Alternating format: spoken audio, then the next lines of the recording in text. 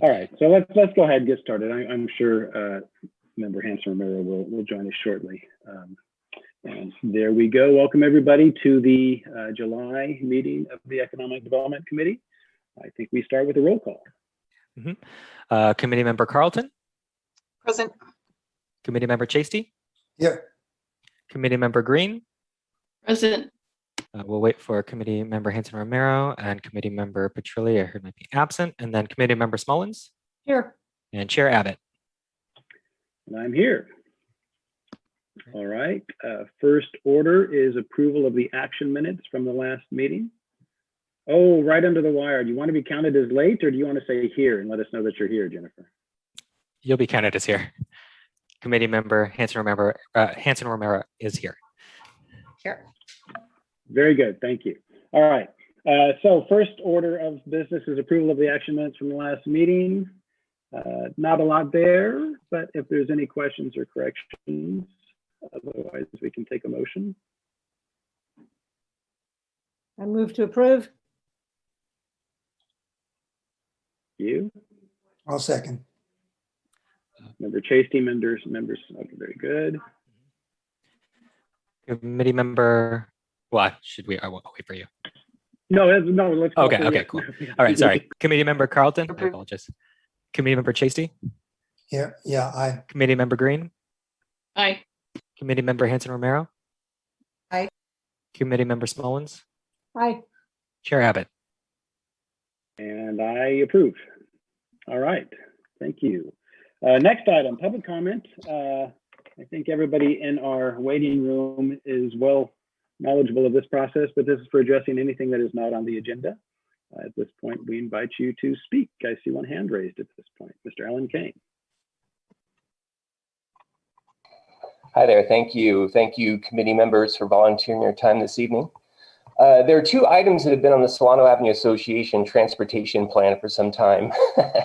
I call it that because it's not really a transportation plan, but basically two things that are on our dream list. Number one is an all-day parking zone for Solano Avenue business owners and staff.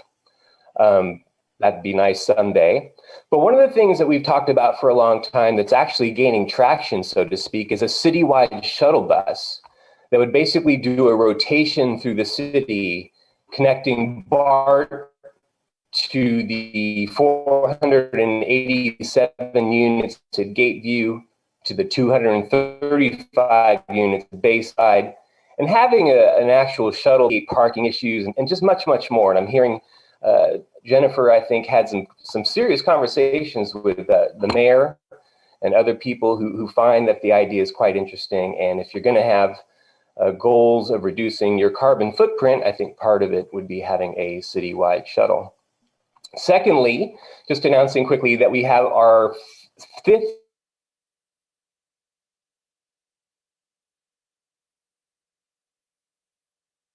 on Sunday, July 25th. It's a free event from 10 a.m. to 5 p.m. Thank you. Thank you very much. Any other members of the public wishing to speak at this time? I'm not seeing any hands, so we can move on then to announcements. Staff, any announcements for the committee? Yeah, I have one announcement. So Mr. Dewey's Cashew Creamery and Randy's Best Ice Cream made the top 12 list for best ice cream according to the SF Chronicle. And then the title of their article is the 12 best ice cream spots in San Francisco and the Bay Area. Very exciting. Congratulations to them. And congratulations to us for hosting such wonderful ice cream and cashew ice cream. Very good. Any announcements from the committee members? Member Smolin? Not an announcement, but just in relation to that Frozen Treat Corner there, the AC Transit Parklet in front of Mr. Dewey's and Souvenir is in the works and not 100% finished, but there's always, it's a half a block from my house and that's always there, and that's there. There are people sitting there already, which is great. And you may notice a little space to the west of that, and that's for a bike corral that Albany Strollers and Rollers designed and funded. So that's in the works. It's ordered and everything. So that should be done by, who knows, by when I get back from Japan or something like that. But it's a great popular spot, and I'm not sure when the bus stop itself is being moved that way, but that's the plan, and that'll be terrific. Thanks. We did notice the bus shelter has been removed from San Pablo, that corner on San Pablo. So it is in process. That was big news. Member Chasty. Yeah, just following up on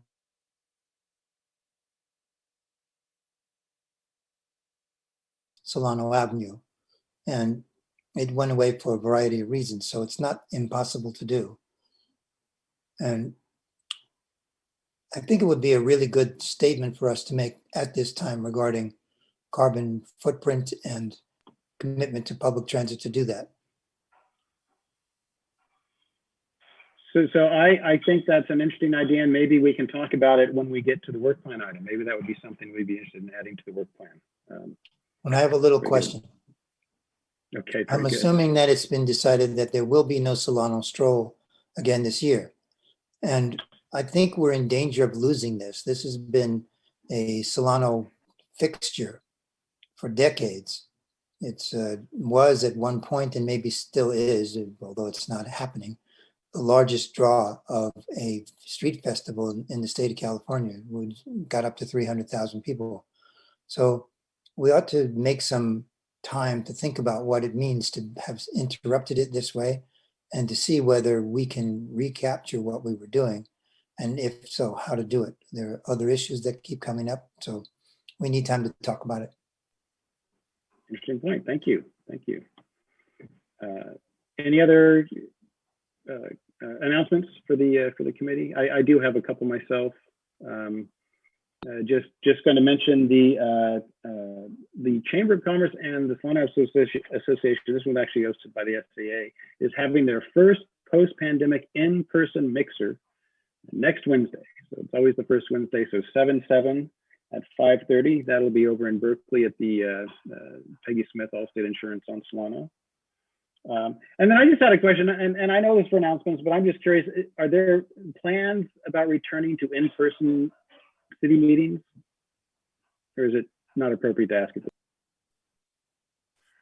We're making plans right now to have the city council meeting, the second meeting of the city council meeting in July, be in person. All right, very good, thank you. And then Todd, I just want to point out, and to Robert, your comment about the stroll is that we are having a placeholding event of the Solano Sidewalk Affair. And so it's basically bringing back the stroll to the original days of just being on the sidewalk. But that will be happening the second Sunday of September. However, we will not be closing off streets. So. Okay. Well, that's, yeah, we should get the word out. I mean, I'm sure you're doing that, but. And members. Yeah, Todd, is that mixer indoor, outdoor, or indoor, outdoor? Well, we chose location as both. They have a nice indoor area and a nice outdoor area. So, I mean, that was very much a part of the decision. Yes. And so which one is this now, Todd? Which location? This is Peggy Smith Allstate Insurance. She's on the board of the Solano Association up. Well, I don't want to say up. I know, west Off of Solano. in the Berkeley area. It's the east side. Yeah, the east side, right, of Solano, near like Pharmaca, that same building from that area. It's a beautiful office, and they have a nice large outdoor area. So okay, so that's we'll be having 5:30 to 7 next Wednesday, so 7/7. I And noticed it's always a free event. I think Mountain Mike's Pizza went out of business. Mountain Mike's has been trying to find a seller or buyer, I think. Yeah. Okay. Any other announcements? Member Green, did you have your hand up or no? I just looked down. Okay, very good. Sorry. All right. Moving on. Item number 5.1, business recovery survey result presentation. Brennan, I believe.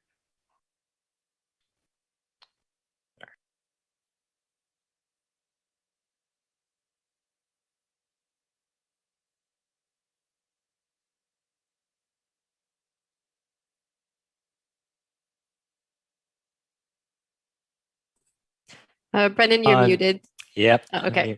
I was doing the space bar thing and lost track. Anyway, going back to the beginning, almost smooth.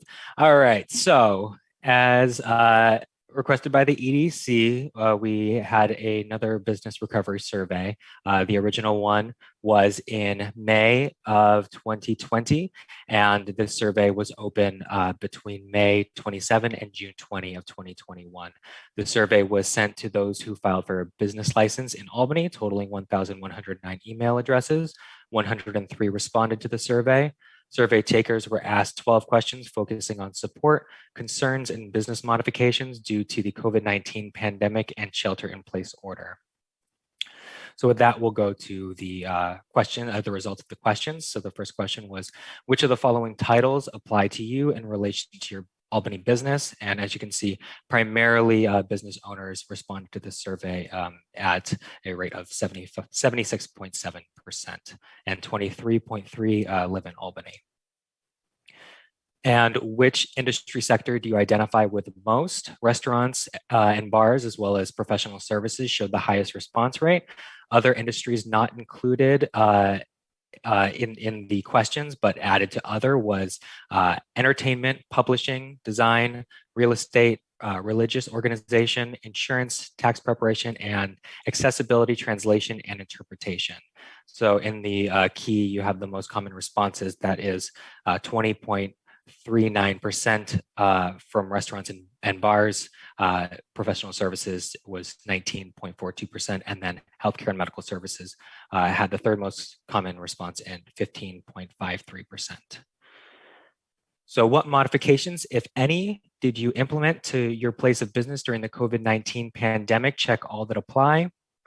Reductions to those allowed on site, modification to online operation, and adjustments to the space were the primary changes made. The most common responses, as you see, were the regulation of customers on site. There was a modification to online operations, and number 3 was reduce the number of employees on site. Also, I wanted to add here is the offering curbside pickup was at 31.25%.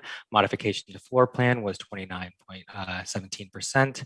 And what was it? Oh yeah, introduced or expanded outdoor operations, including outdoor seating at 22.92%. Notable additional comments. So those who added comments to the comment section said that they also there was a postponement of rent increase, use of PPEs, introduction of temperature and oxygen level checks, modification to ventilation system, use of disclosure agreements, specifically for apartment viewing. Short-term rentals were transitioned to long-term rentals, and renovation improvements to space,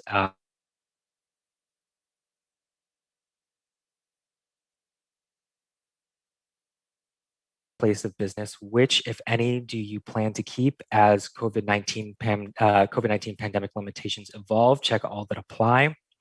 So in this key, you're going to see that the percent that would like to keep modifications, that percentage is based on the most common responses from the previous slides. So the number 1 response was regulate number of customers on site. 57.14% said that they would continue to do that. And want to keep in mind that this was before June 15. So these changes might, the changes might be more dramatic. Online operations, 93.75% said that they would keep the modifications they made. 26.47% said that they would continue to reduce the number of employees on site. And then offering curbside pickup, that was 66.67% that would keep that. And then introduction or expanded outdoor operations, including outdoor seating, 77.27% that said that they implemented it, decided that they would like to keep it.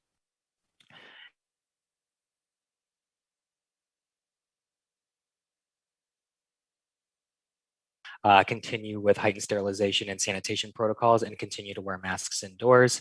There were 2 comments that would like to continue outdoor dining, with the opinion that Solano feels livelier outside. The Bay Area weather allows it to be comfortable a comfortable option for most of the year, and COVID-19 is and will likely continue to be a community concern for months, if not years. And that was the opinion stated. And how has your business changed the number of employees or employee hours of work for your Albany location since January 1st, 2021? And this one, so primarily they said that they would decrease employment. And I'm wondering if the 2020, January 1st, 2021, maybe they were just thinking in general, because decreased employment from January 1st, 2021, I found it curious that 41% said that they would continue to be decreasing employment. 37% said no change, and 13.54% said they would increase employment. And notable additional comments, a survey taker stated that they have increased employment since outdoor seating became available in order to provide better service to customers, and more staff must be available to prepare food. Another survey taker commented that they have the same hours but fewer appointments in order to clean between clients. And then please indicate your level of concern regarding the following potential long-term impacts of COVID-19 and the shelter-in-place order on your business. And loss in revenue and customer base were the biggest concerns. In the not concerned section, the most common responses were inability to access necessary personal protective equipment, reduced parking availability due to alternative use of parking spaces, repayment or deferment of rent, change in types of employees I hire, and difficulty scheduling / retaining employees due to childcare needs.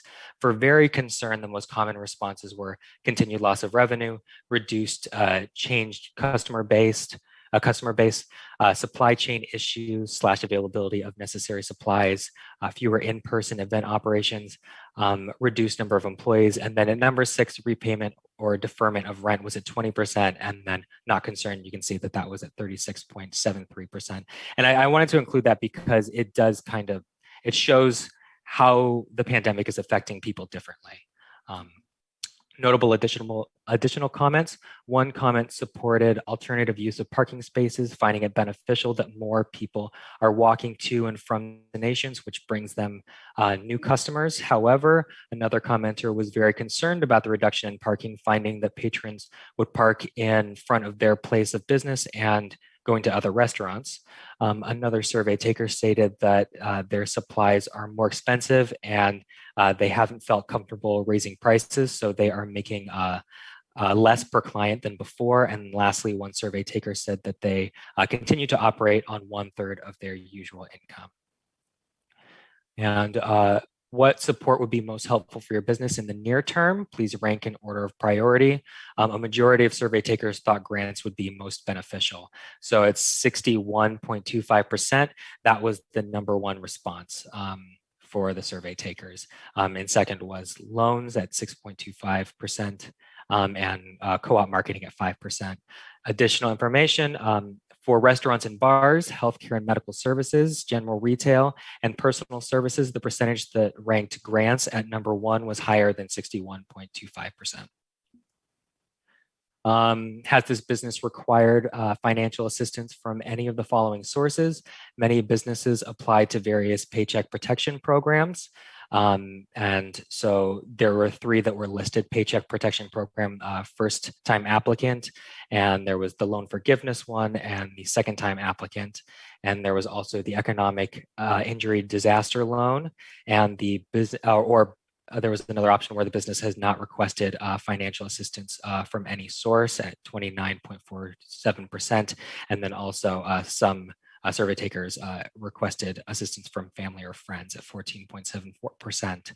Additional information, other forms of financial assistance came from unemployment, California Small Business COVID-19 Relief Grant, the Restaurant Revitalization Fund, Working Solution Grant, the Albany Inside Out Grant, Facebook Small Business Grant Program, Comcast Rise Grant, and other commenters stated a county grant or a state grant, but didn't specify. Has this business received financial assistance from any of the following sources? A majority of survey takers received the request for financial assistance. However, one survey taker pointed out that they only received $1,000 in financial assistance.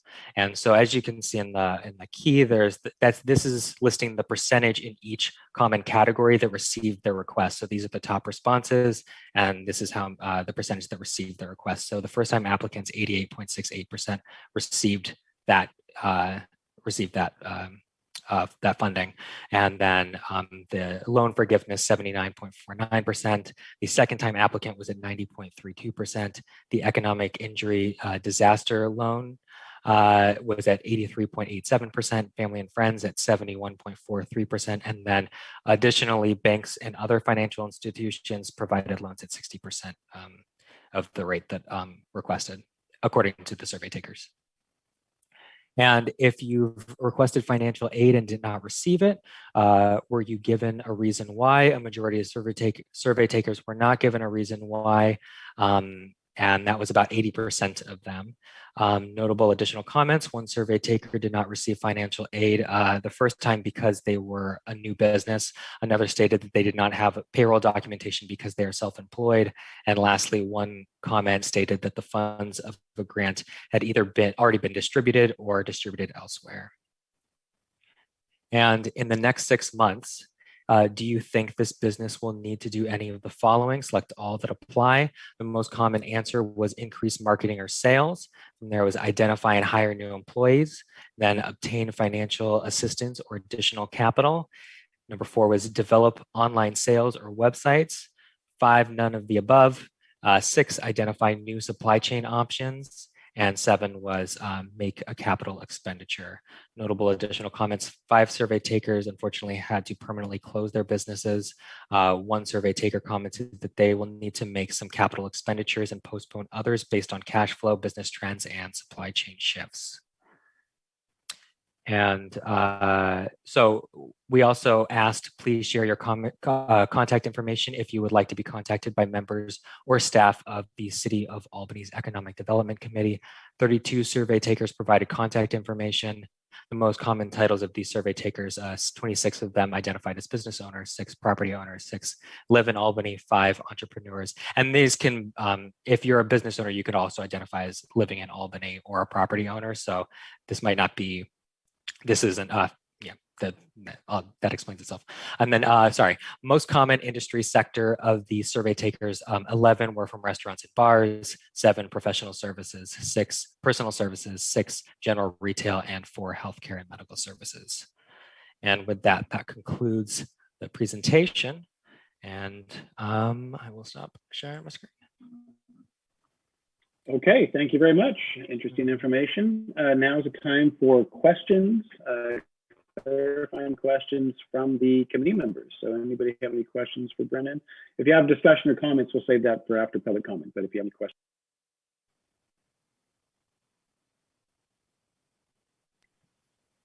Not seeing any questions. Brennan, I think that means you did a great job, which I think you did. We can now open it for public comment. Any public comment on this item? I see we have a hand there, Mr. Alan Kane. Hi there, Alan Kane, Solano Avenue Association. I think it's great that a good number of people who filled out the survey were also recipients of the Inside Out grant. I have also questions regarding the not concerned portion of the survey. When 36.9% of the people say that reduced parking availability is not a concern to them, does that mean that, well, I'm not going to try to do the math on the moment, but 60% of the people do have a concern? Just wondering about that. Committee member Smollins mentioned the bus stop earlier that I think is a great project.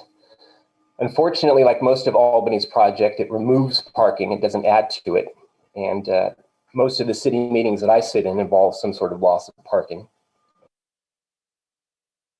One of the factors that people were looking for the revitalization of their business. I'm wondering how people are going to park, or what is the committee's feeling on parking on the street right now?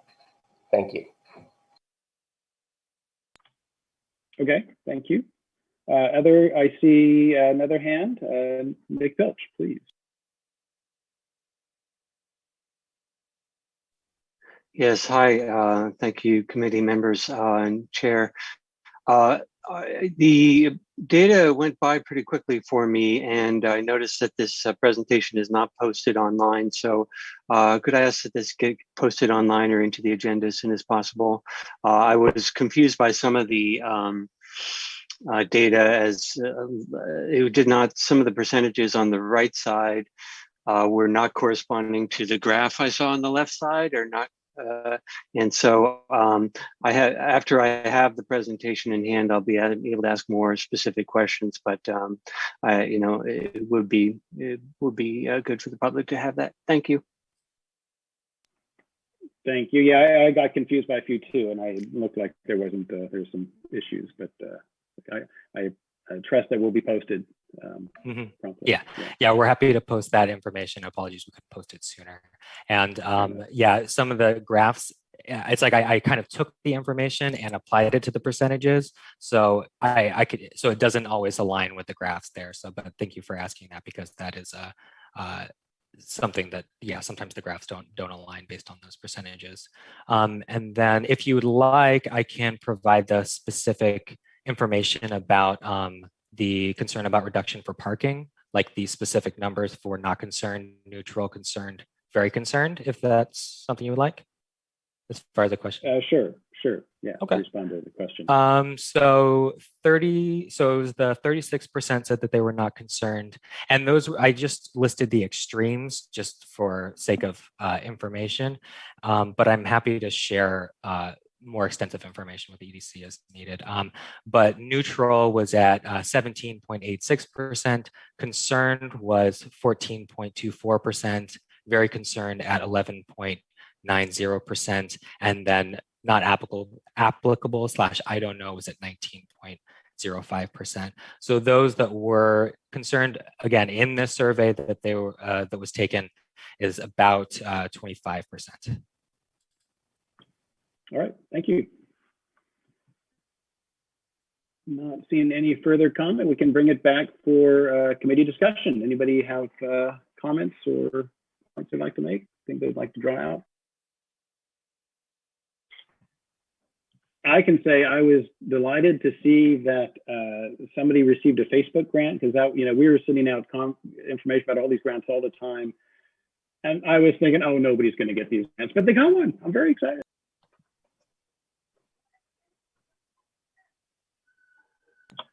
Very good. Member. I have two things that I wanted to talk about. One is I'm real happy to see that the PPP loans, or grants, whatever you want to call them, came through pretty well for both the first-time appliers and the second-time appliers. Especially happy about the second-time appliers, because for whatever reason, the entity that I dealt with for the first loan, Mechanics Bank, came through fine and completely failed me on the second attempt.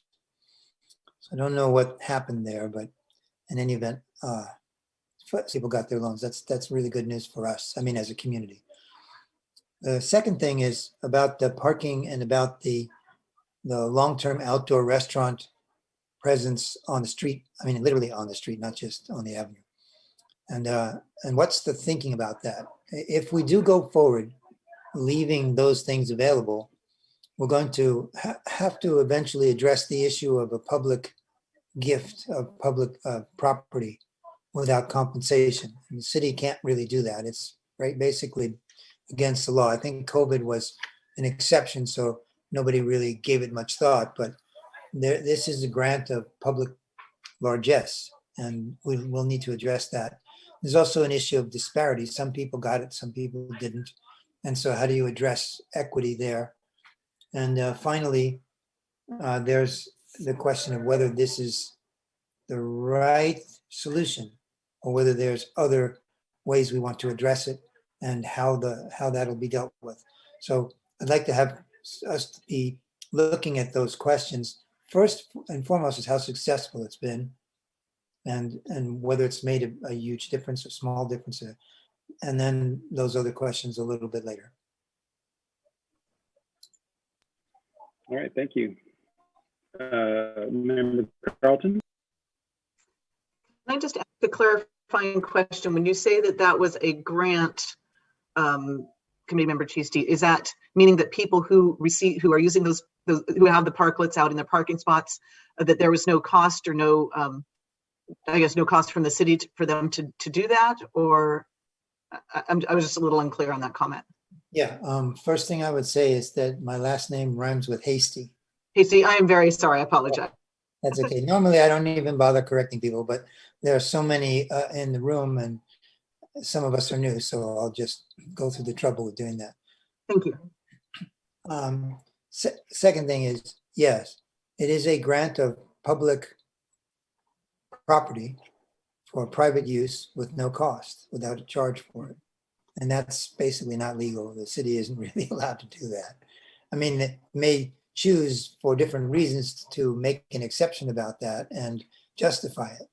But eventually, it's something that needs to be addressed. And I think before we get all riled up about that one way or the other, let's see how successful the program is. And if if in balance, there are other things that need to be brought forward in the discussion before we do anything about it.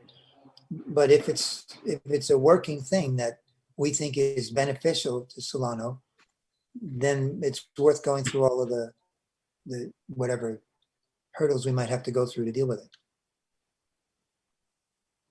Member Smolens, I see you're. Hi.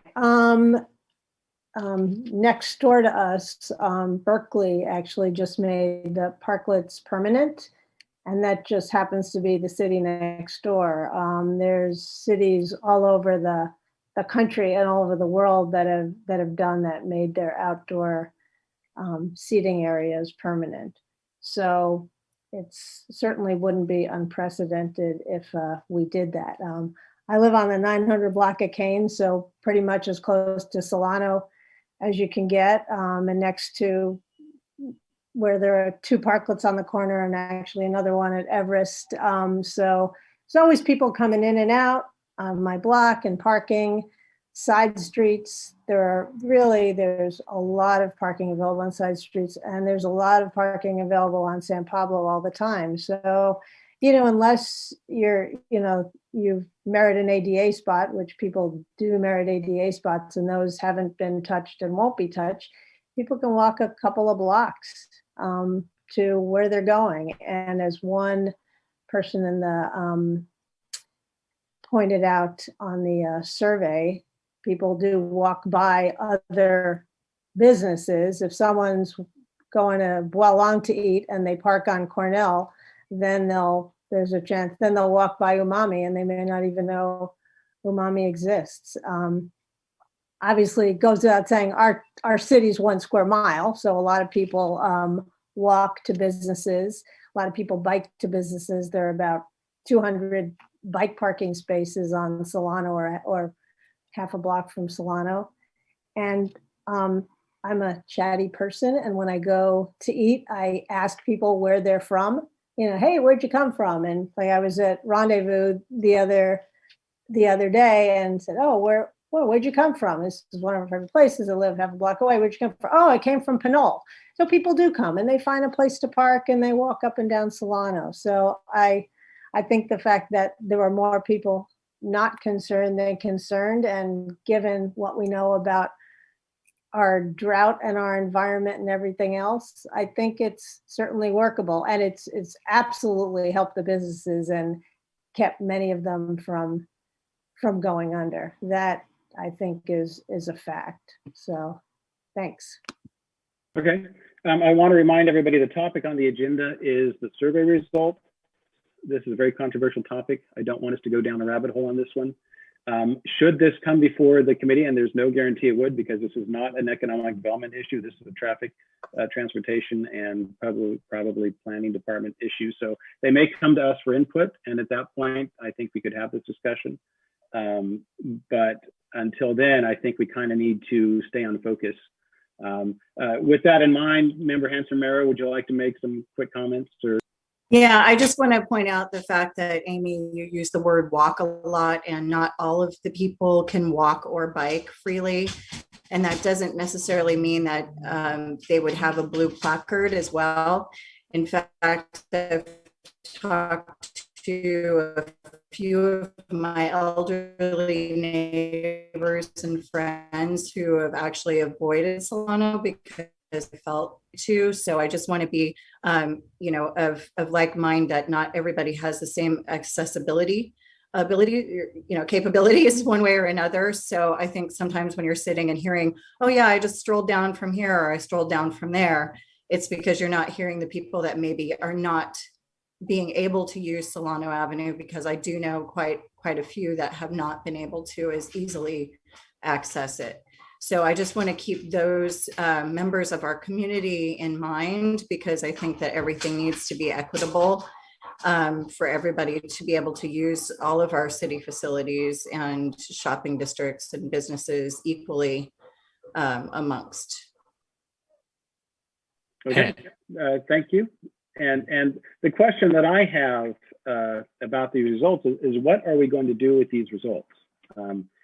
This is, kind of a check-in, and this is pretty focused on the pandemic. And as it fades away, I mean, even the question about wanting to maintain your outdoor structure was a little ambiguous about, did that mean after the pandemic? Because the question was really more like now, through September, through the fall, when they are already set to be permitted. They're allowed through I believe the fall.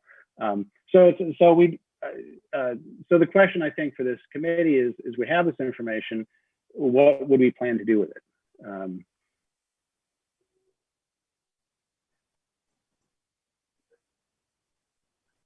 I can, Member Carlton. Yeah, I don't have an answer to that, but I did want to say, when this survey result is shared, is it possible, or can it be shared in the same spot, the previous survey results, so we can kind of see what the differences are between the two? Yes. Thank you. I like that suggestion a lot. Yeah, at least make them near each other. Member Chasty. Now I'm being very careful about pronouncing your name now. You can just call me Robert. So the thing I didn't mean to have us have the discussion now. I thought that what we were doing was gathering information. That's the purpose of the survey. The survey is not the be-all end-all about what people think, because it's self-selecting. So there's issues about the survey itself. But I think it's some good information.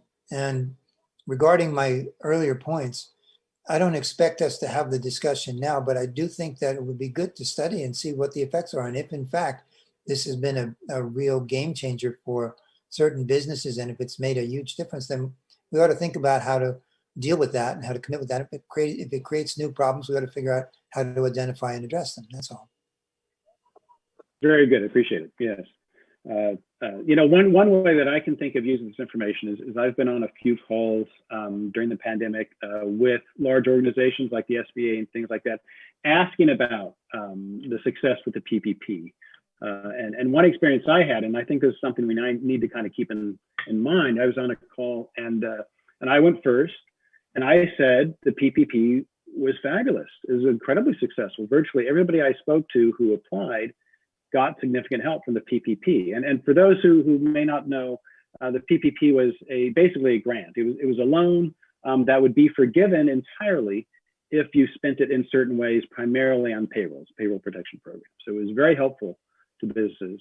And so I just mentioned how successful it was. And then immediately somebody came up and said, from the Fruitvale neighborhood, said, well, that was not what we experienced. That certain communities met great challenges getting the PPP loan because there were language barriers or the documentation required. There was one comment about the self-employed documentation being a challenge. So some of those were addressed with the second round, and I suspect that was more successful. But I just want to, just kind of bring up that experience. So that is one way to use this information, is interacting with other organizations and larger bodies to share and to hear what they have done to address some of the same issues. Any other comments on this item? I would like to mention that when reviewing the survey, so just prior, there was a webinar by the East Bay EDA where a person, an economics person named Chris Thornburg did a presentation, and he kind of discussed the just how differently the pandemic affects everyone. And looking at the survey results, it's very clear that everyone's affected very differently, and industries are affected very differently. And I think that that's one thing to kind of take away from it is just how much one industry can be affected versus another. And so when thinking about how to move forward and providing support, thinking about it in terms of each industry, though at the same time, not everyone was able to succeed just because they were in a certain industry. But there were more, there you can kind of group them in a way. And that's interesting. And that raises the question for this body, but perhaps for the city in general, is how to balance the needs. I know salons were basically shut down. The salon owner, we know her income last year from salon work was $4,000, not 14, not 44. She was shut down for nearly the entire year. And so that was certainly a business that was impacted differently. And we need to keep that in mind, because there's different ways businesses can be impacted. So we need to try to the city and as this body needs to balance the needs of all the different types of businesses as we make our considerations. And I think the survey does reveal kind of the level of those differences. Thanks. Any other comments on this one? Thank you again, Brendan, for producing that survey, posting it, and compiling the results and presenting it. Thank you. Okay, moving on then to item 6.1, select a member or members to attend the East Bay EDA and CALED meetings. Committee will select a member to attend these select meetings. So, and this actually comes from a suggestion from Nick Pilch, who is a frequent commenter on our meetings, and we appreciate that. And also just our experience going to these meetings. And just I want to put in a plug, Brennan, you mentioned Rick Thornburg's presentation. That is fabulous, and that would be great if you could share that link, because it has been posted, and I recommend everybody view at least the first part of that presentation, because he does an annual presentation, the state of the economy, focused on the Bay Area, and it is fabulous. All right, so we're looking for a volunteer, or I suppose 2 volunteers, possibly, to attend East Bay EDA and CALED meetings, all of which are virtual at this point.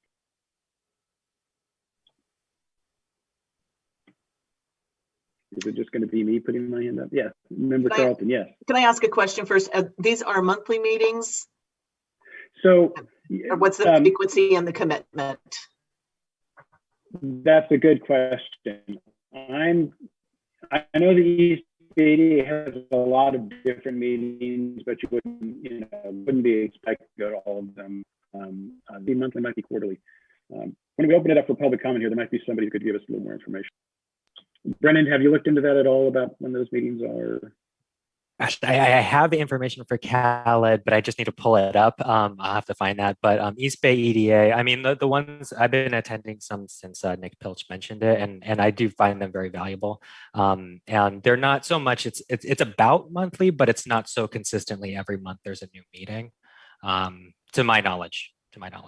And again, and you would basically you would add your name to the notification list, and so you would see when the meeting was. And I don't think we're expecting anybody to attend 100% of all their meetings. Just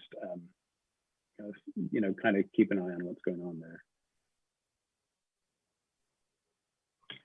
And now we can open it for public comment if there are no questions on this item. I see a hand raised. You had just asked if I had.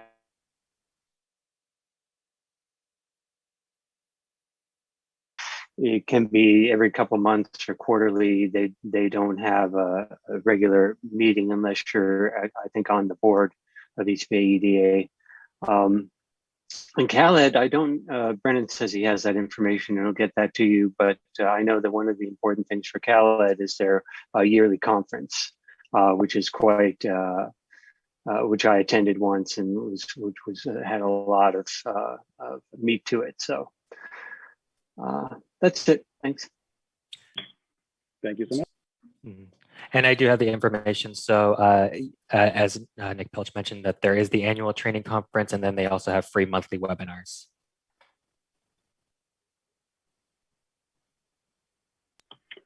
Okay, thank you. So it looks like that one would be monthly.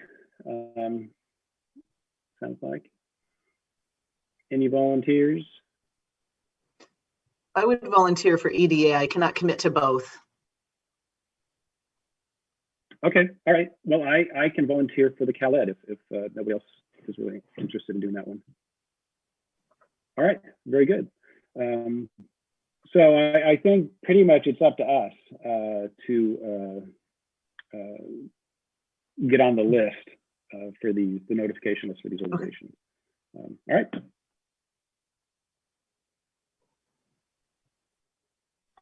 All right, moving on, item 6.2, review the updated work plan draft. If you remember, we completed the work plan a couple months ago, and then council decided that they needed to change the format to make it a little clearer, lay things out in a little different way.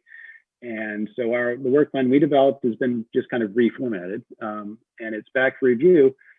But that doesn't mean we can't modify or add items at this point. This is still the work plan. We have not yet presented it, so that is still to come. So if there's something something new has come up, or something you want to comment on or change, that is an opportunity. Shall we post the work plan, Brennan? Okay. Yeah, I can share my screen and have that work plan available. This one.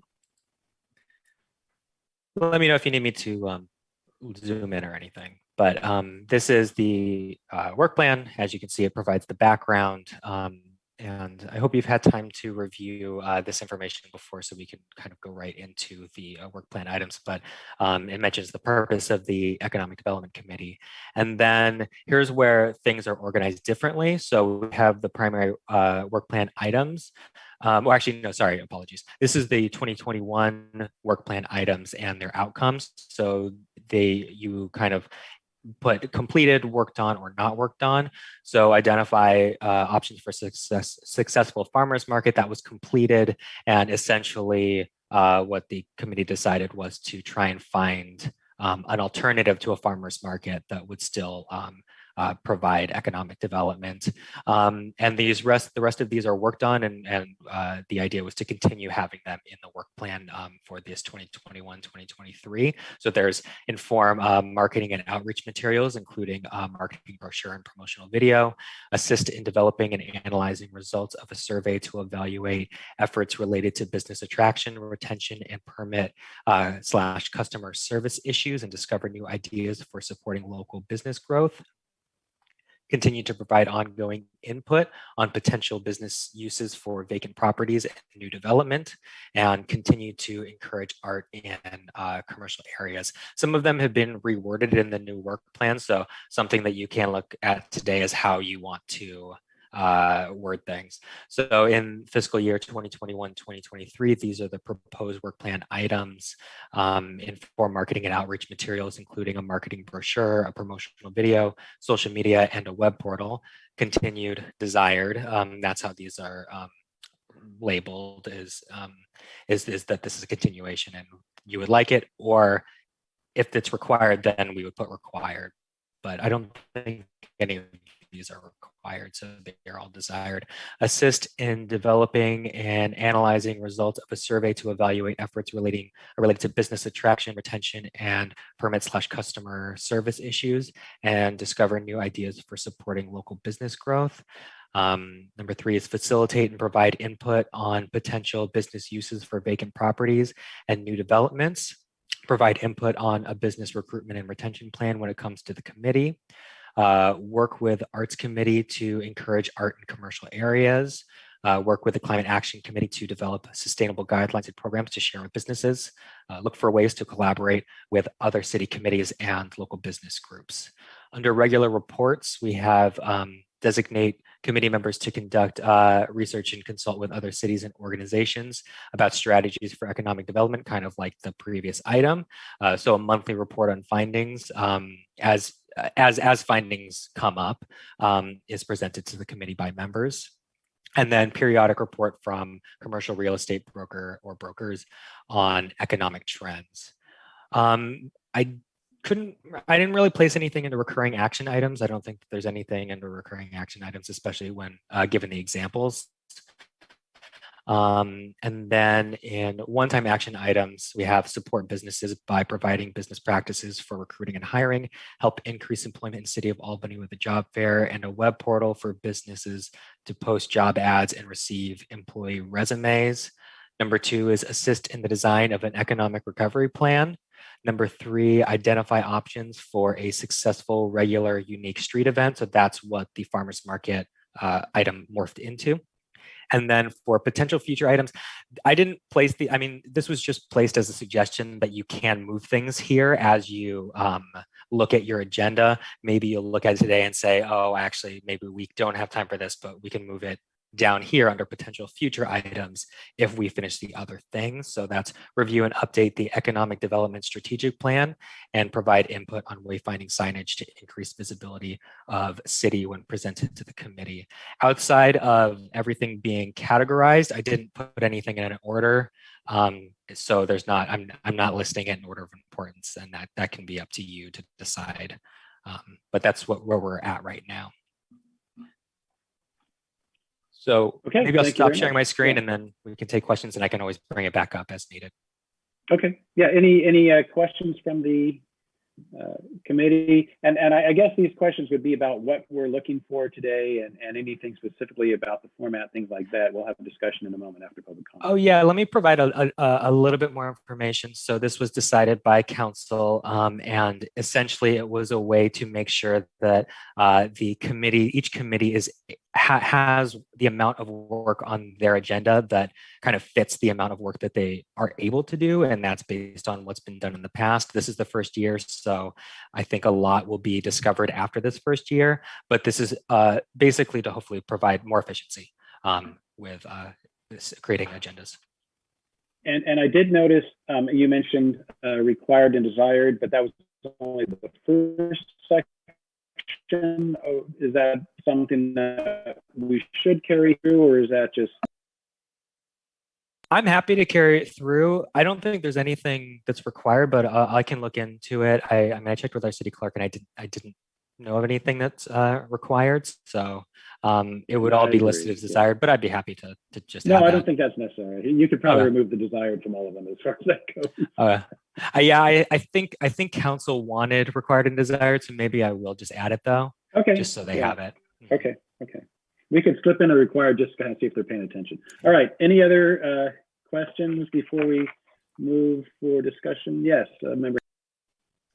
I was just wondering if there is a way to maybe categorize some of this stuff, and maybe, I don't know, maybe this is something for us to do, or I don't know if this is something that the city can speak on, but some of the items maybe that are a little bit more feasible in actually happening, the lower hanging fruit, any kind of those items that have maybe a smaller time consideration than others. Has that been?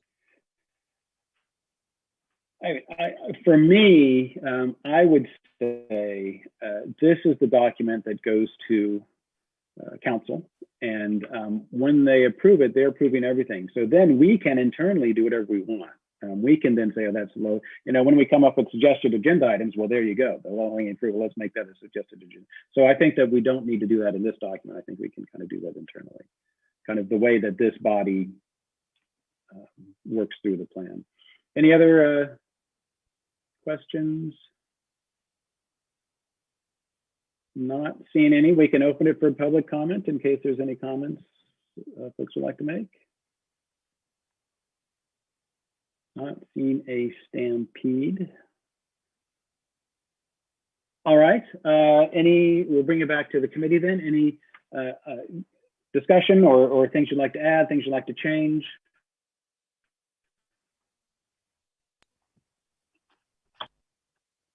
Just have a couple of questions. I'm just to me, the unique street event seems buried, and I think it's something that would be pretty important and would really help the liveliness. So I'm just trying to figure out why it's not in the regular work plan item versus the one-time action item, which kind of, I mean, you kind of read from top to bottom, and it just seems like it should be something that should be put more prominently, and it would help in the economic recovery plan that's right above it if we had an event, you know, a local event that did attract people to the area. So that's one comment. And then the second, in the work plan items number 6, I think this is look for ways to collaborate with other city committees. And I think instead of just saying local business groups, you say local organizations, because that would encompass business groups and all the volunteer organizations that exist in Albany. So I think local organizations would encompass everything there. And I think that would be appropriate. Thanks. Member Hanser-Mayer? So is this a place where we could potentially add, you know, the potential shuttle transportation, and wanting to add that to the city somehow, as well as, gosh, I'm going to blank here. All of a sudden, there was something else right on the tip of my tongue. Was another item. Well, you're still here, so if you want to come back later. Member Smallins, your hand, I see. Oh, I think you're still muted. Yeah, sorry. Can we?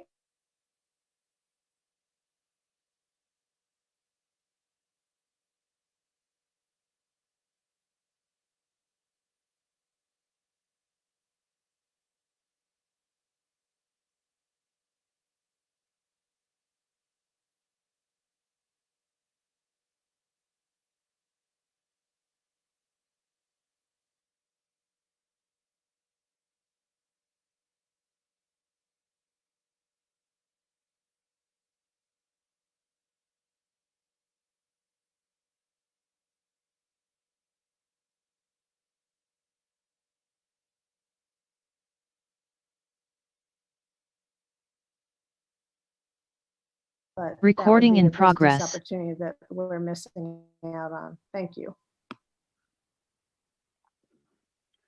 I'm not sure how we would capture that as a work plan item, and I'm not sure that's really our bailiwick at this point. It seems like we could advocate for it, but it's not going to be our decision. And I think maybe we could advocate that as individuals rather than as a body, would be my comment about that. But I'm not sure how we work that into a work plan item. So I did have a question real quickly, but it does seem, it's not clear to me, say the one-time action items versus the work plan items. Is there? Yeah, I can, here, let me share my screen really quick and hopefully I'll try and explain at least my thought process. And I'm not saying that I am right. This is my thought process and we can move from there. So and it's the first year it might change. Mm-hmm.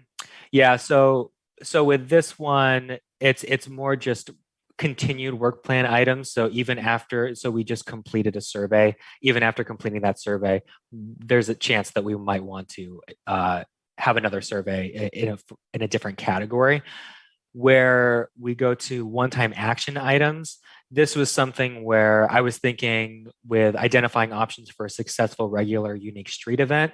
Once you identify those options, that essentially is done, and maybe you it moves to something else where, like, I mean, once it's implemented, I think the idea is, I mean, in my mind is that's you've completed that task, and it wouldn't necessarily continue unless you want it to continue. So that's sort of what my thought process there. And it wasn't like ordering these in terms of importance. Assist in the design of an economic recovery plan. That one is specific to the current economic issues that we're struggling with. And so if there's a need for another economic recovery plan to come up, I'm sure that that's something that we can, suggest, recommend to, ask council if that's okay. So that's sort of what I kind of had for that. I mean, if you wanted to, you could do identify options for a successful regular unique street event, and then under potential future items, maybe implement a regular unique street event. But then the other thought process too was when we were looking at the farmers market options, that was run by a different organization, and once that connection was made, that they basically ran that. But again, that's my thought process. It's not necessarily everyone might disagree, and that's just fine. You know, what I would like to see there, sorry, real quick, is I'm comfortable with it saying identify options. I think I would like to see it tied directly to the farmers market item. So in lieu of a farmers market, just that's going to draw a little more attention to it, because I think Amy is exactly right. It kind of gets buried where it is. And I think it is prominent. I think it's one of the things we can actually accomplish. So I'd like to see that. Member Hanson Romero, did you have a comment? Yeah, so I wanted to also, and you know, bring this up as more of an investigation type of item, maybe, is to look into the potential of, like, you know, many other cities, many other business districts have bids. The business improvement district, Berkeley has theirs on their Solano end, and in a lot of the other you know, shopping districts throughout Berkeley, as well as many other cities who have these. And like the one on 4th Street is a little different. That one's a property owner-based bid versus a you know, store owner-based bid, which is what the one on Solano is. But one of the reasons that I'm asking about this is because of the need for funding to do some of these projects and to complete different things. And so I don't know what the city has as far as budgetary, you know, capabilities for any of the items that we might like to see done. So is that something that could be investigated upon with our committee? Sure. So just, you know, for those who are watching, although I think they probably know this, BID is a business improvement district. It's a fee that would be paid usually somehow through the business tax or property tax system for commercial properties, and it goes into a fund that would be managed. There are different ways to manage it, but it would basically be a fund for business or commercial district uses.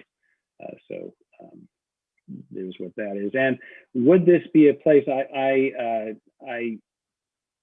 Well, I don't want to be the first one to speak. So does somebody else have a comment on this?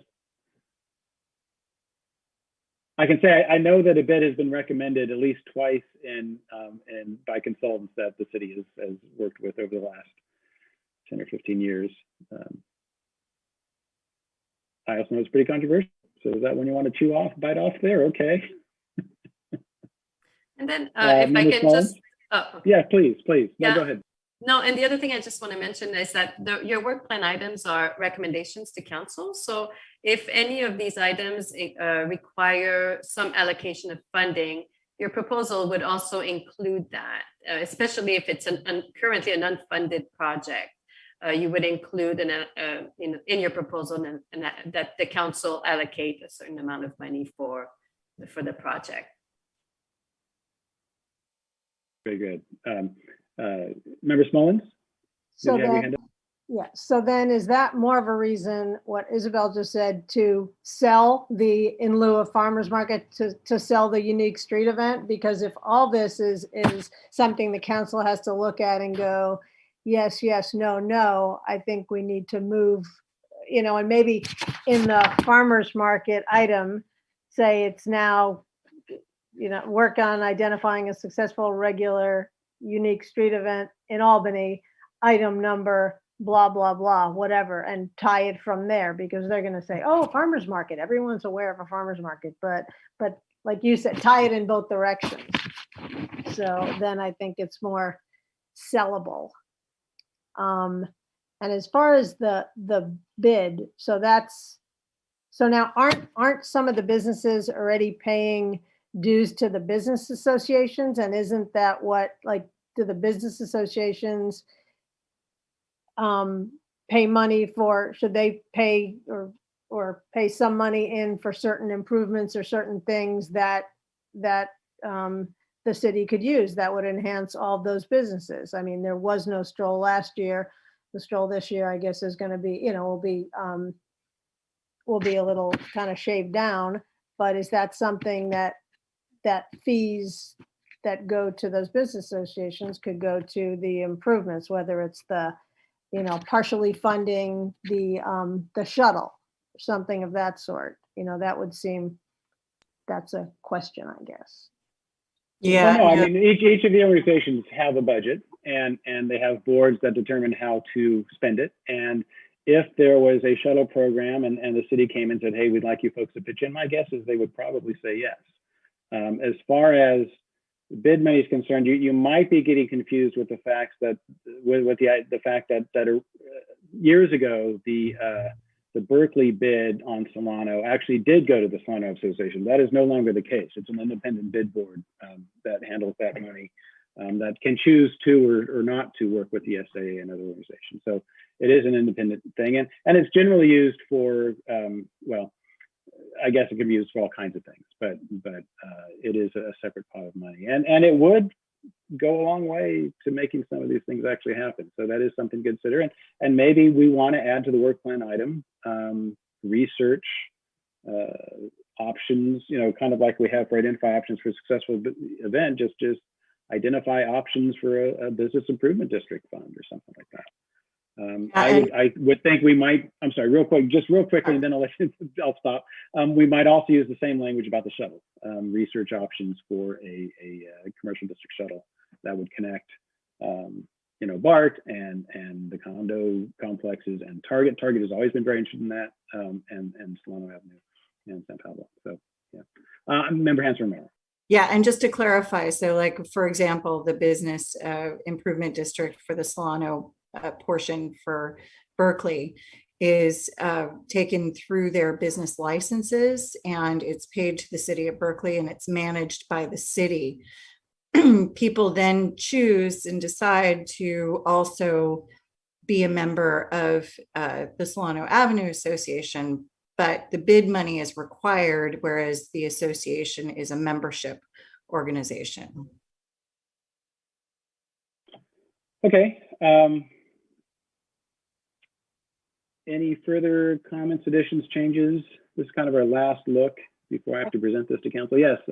I guess one more. So how much money is that? Because like if you're saying, hey, give money to this bid or something. I mean, we just saw that people have lost, we know people have lost money. We saw people have lost money. We read people have lost money. We read that they're trying to rehire people and trying to get grants and stuff. So it seems kind of a not real good time to say, hey, give us more money of the less money that you have. Every bid is different. It's set up differently. It depends on the city. It may even take just a portion of the allocation that's already being pulled out of, tax out of a business license. And again, there's different bids. There's business owners who pay into bids, or there's property owners who pay into bids. And so it's a little different there. Yeah, so sometimes the business wouldn't see it at all. It just comes out of, the property owner would pay based on commercial space, yeah. Okay, other additions, changes, comments? Yes, Member Carl. Yeah, just a comment that I agree with Committee Member Small and said, I think that it would be good on the farmers market if we could cross-reference, like, see the one below and see that one up above. I think that would be important. I like that suggestion as well.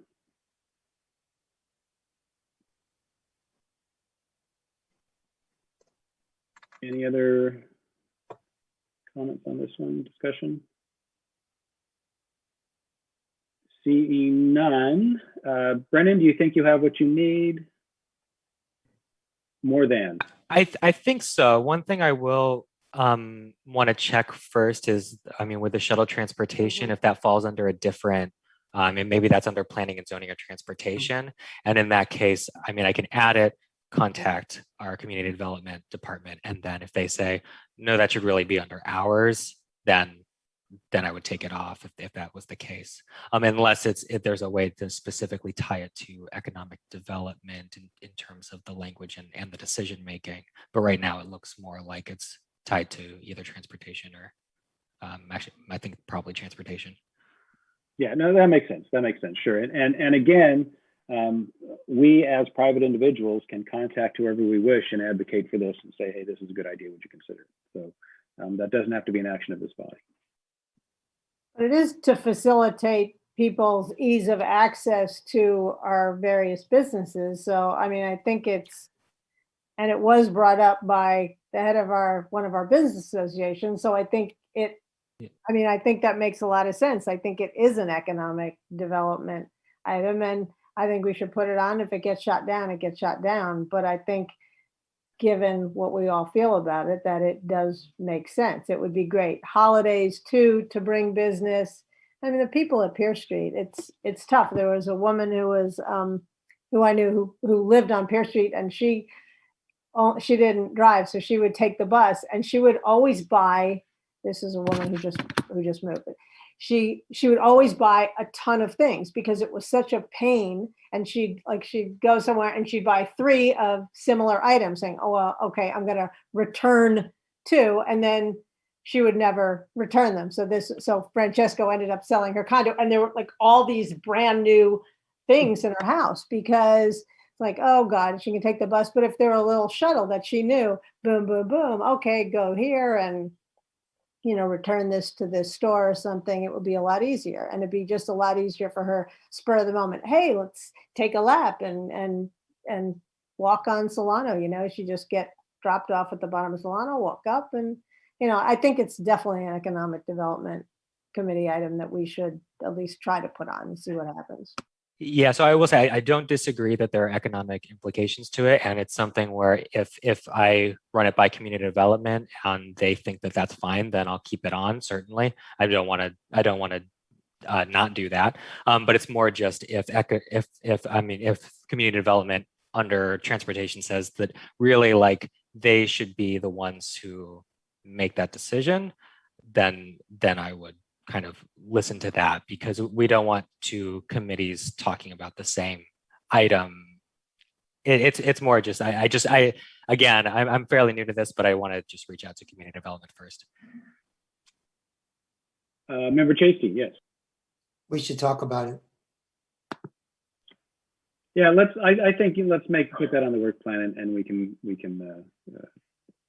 see where it goes. I mean, transportation committee, maybe it's not requiring any change, or it's just introducing a bus, which there are already buses. Anyway, yeah. So yeah, see what committee development has to say that, but we should try to talk about it. Okay. Other items before we move on? Seeing none. Again, Brennan, I believe you have what you need now. It's pretty clear. Okay. And do you know when this will be presented to council? Any idea when it'll be scheduled? It's not certain yet. We'll try and get it on as soon as we can, though. I just know we're going to be closed for August, so it'll be, might be September if we don't make it soon. And that's fine. Because we're not going to meet either. So, it doesn't really matter, but I'll need to be sure to be here. So that's all. Okay, moving on then. Thank you, everybody. Okay, Business Recruitment and Retention Program, and this is for a change. I'm going to speak. I think we're all getting tired of my voice. I know I am. I'm going to put me on permanent non-mute. I just hope my dog doesn't bark, and we will move ahead. All right. So, Member Hans-Romero and I have. I'm sorry. What was that? Oh, I would just wonder. I guess this one kind of caught me by surprise on the agenda. Was this a subcommittee that was established, and maybe I missed that, or? Just I need to check something real quick. Do we need to vote on the work plan, Brennan?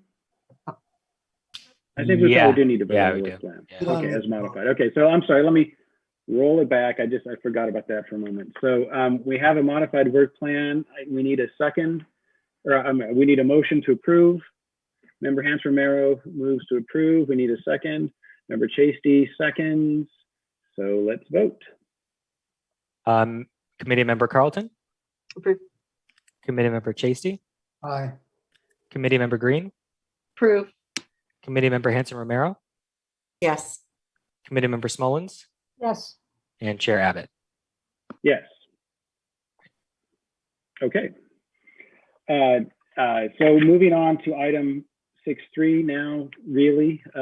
Member Carlton, I think that some of the things I'm going to say will answer your question, kind of where this came from and why we're bringing it up now. Will be answered in a moment. Moving on then. So yeah, so basically, and how to directly answer your question, this is kind of an effort to jumpstart the process on some of our work plan items.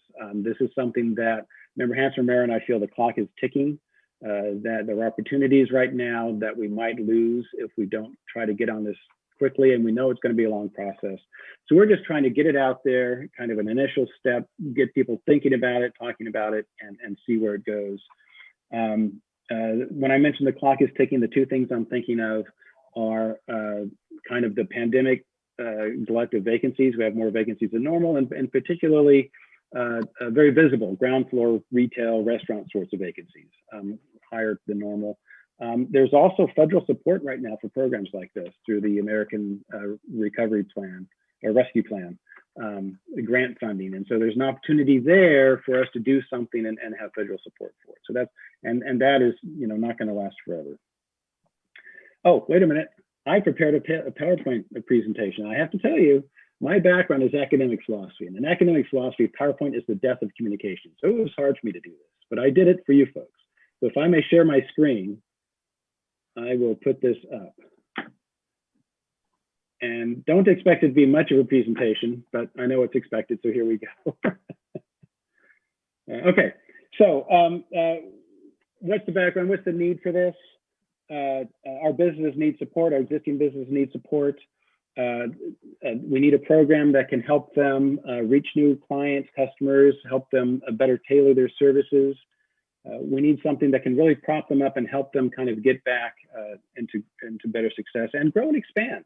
That's always something valuable for a community. We need to answer kind of a problem with retail vacancies, and it's not just the pandemic problem, that's part of it. We've had a long-term problem with vacancies. We all can probably name 2 or 3 long-term perennial vacancies, some of them very visible.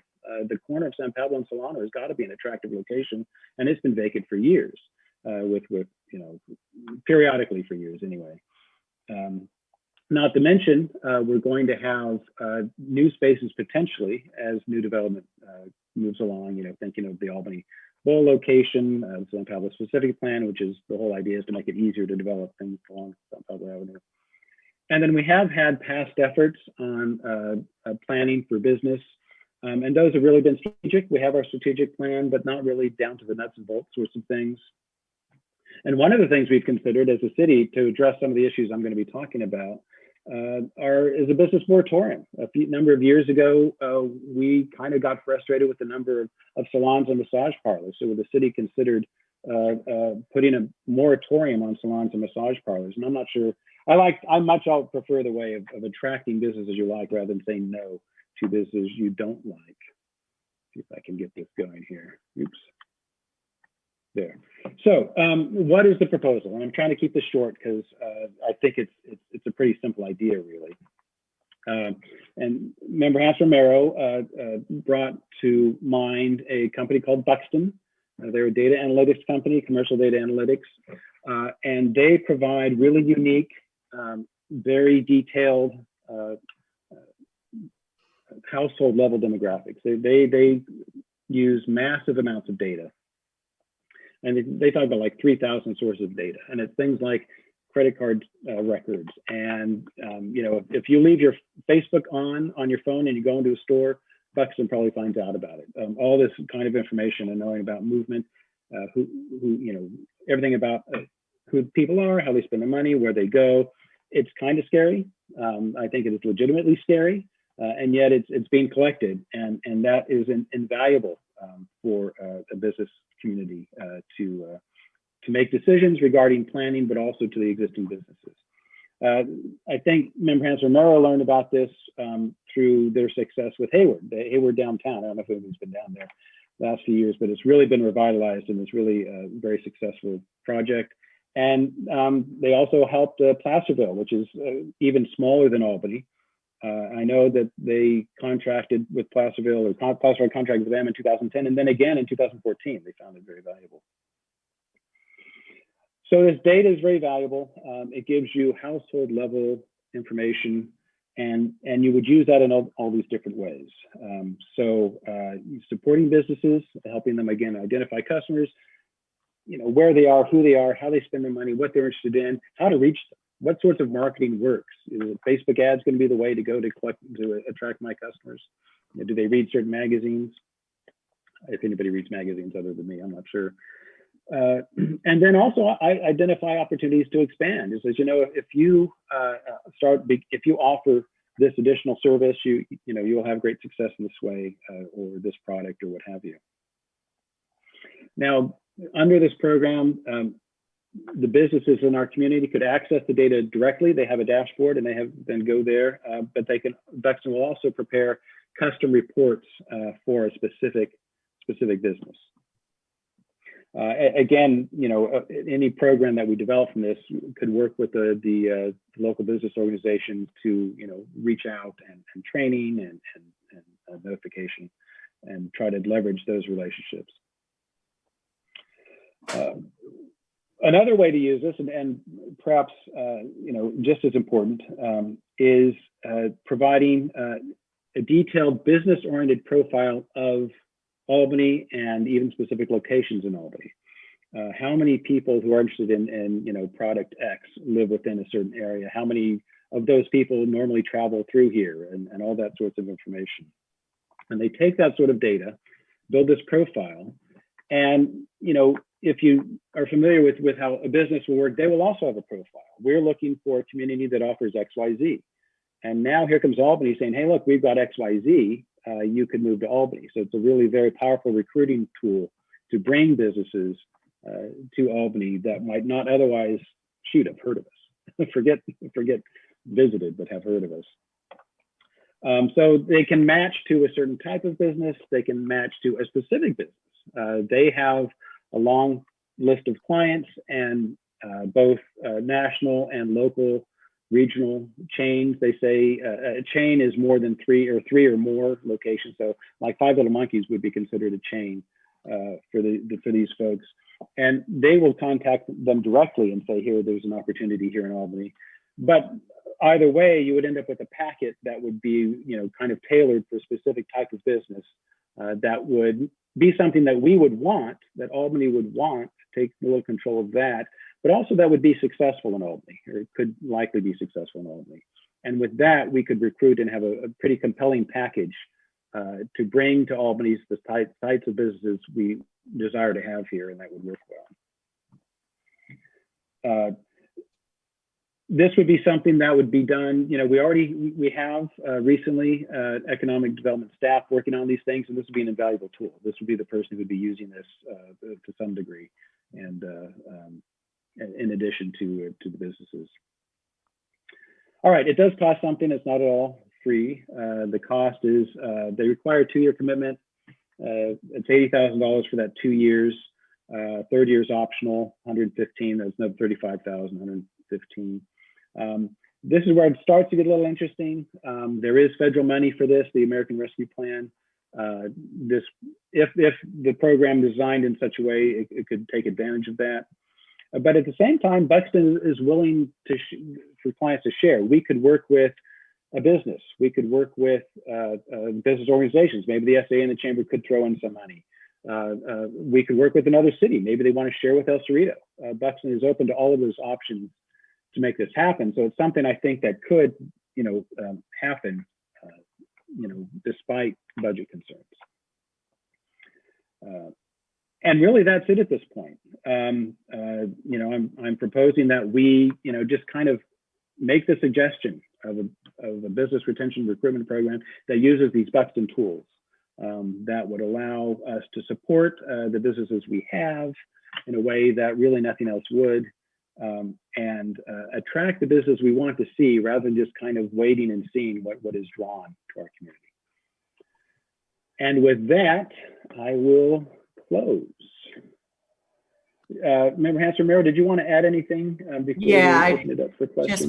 Just want to quickly add, you know, Todd and I have had the pleasure of being able to see the presentation from Buxton directly a couple of times, and it's quite impressive. They do admit that it is very big brotherish, but that's also where, you know, I mean, they partner with the credit card companies and everything to gather this data.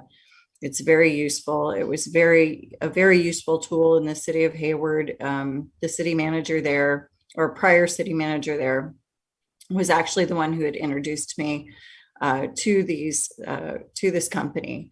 And they've been quite impressive. And at the very least, I'd like to see if we can move forward with getting at least the presentation to be seen with City Council on the agenda. And ultimately, I think that's what we're hoping to get done, at least going forward. Am I correct, Todd? You'll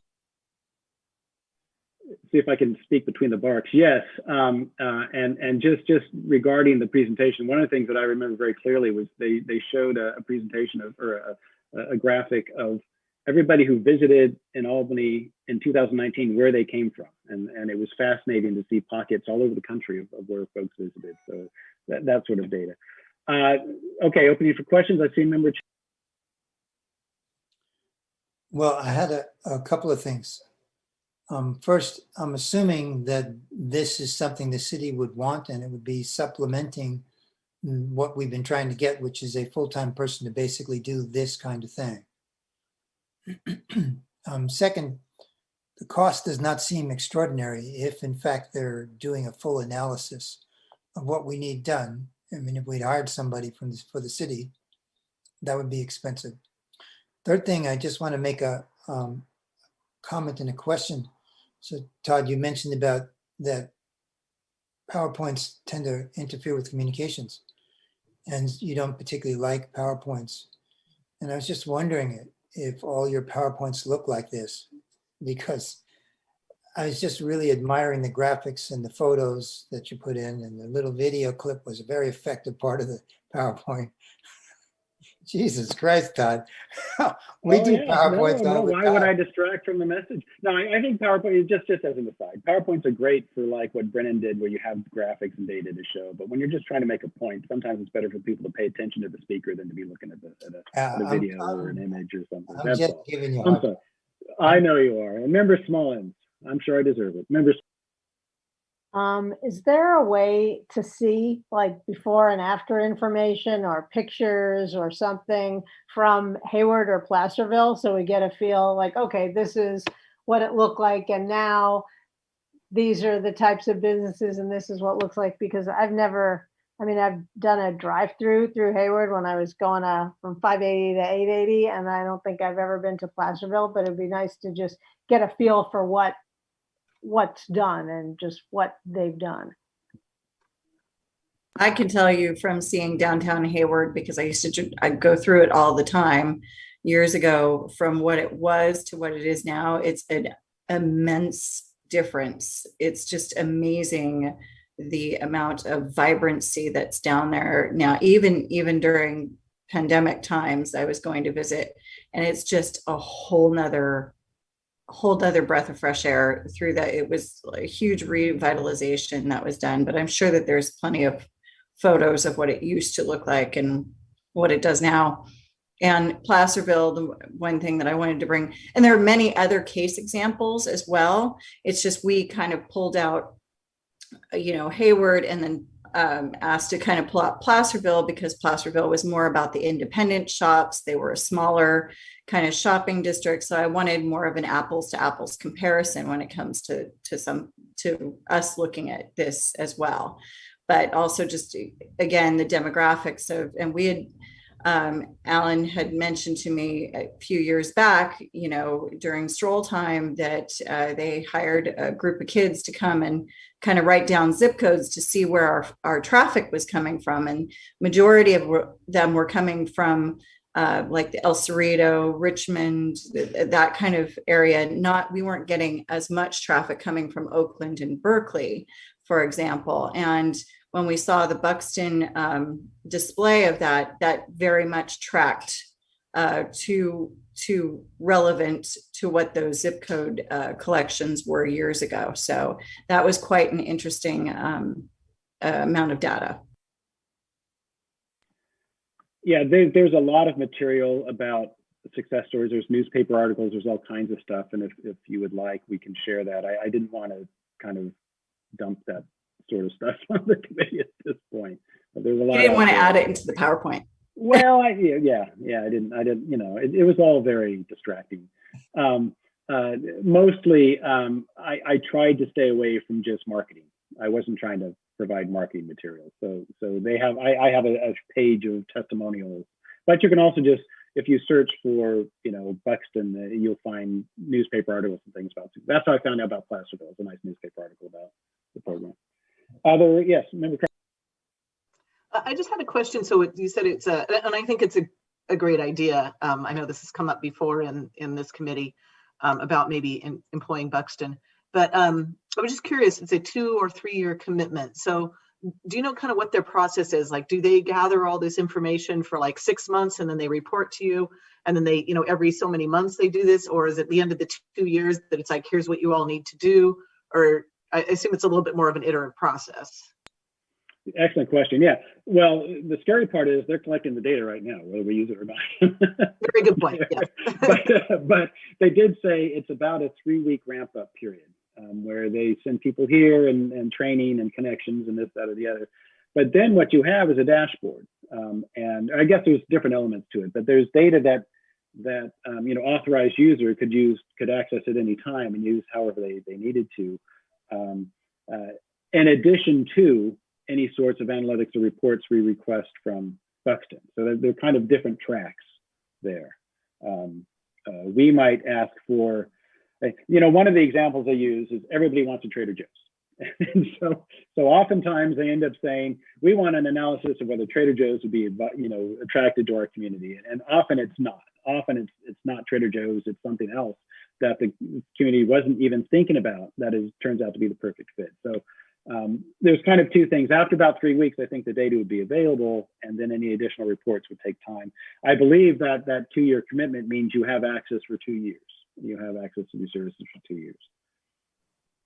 Well, and I do know that they said the minimum commitment, I believe, was 2 years, but their recommended commitment was the 3 years to take really full advantage of the program and everything. And they also would send, when they send their support staff and they can even send them even into direct businesses and partner with direct businesses on helping them with their merchandising or their marketing or any of that kind of stuff. So you really have a direct usage by both, trying to fill that vacancy with a potential business that is going to be really successful in the area based upon our analytics, as well as help hone our current businesses to become better businesses for even a broader scope of potential clients that are nearby the area.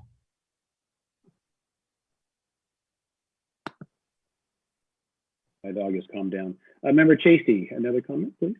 Yeah, I think it's a good idea. That the issue is whether the data is going to be used as for analytics or just that, or we're going to actually use it for prescriptive use. And so it's a question of who's going to be looking at it and what that person or what those people are going to do with it. So all the data in the world won't make a bit of difference if we don't have somebody actually using it to effect.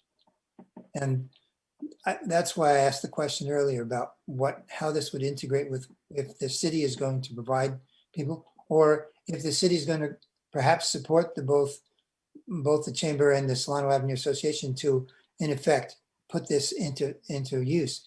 So it's not a question of using Buxton or others. it's really a question of sort of what Denny did down in 4th Street.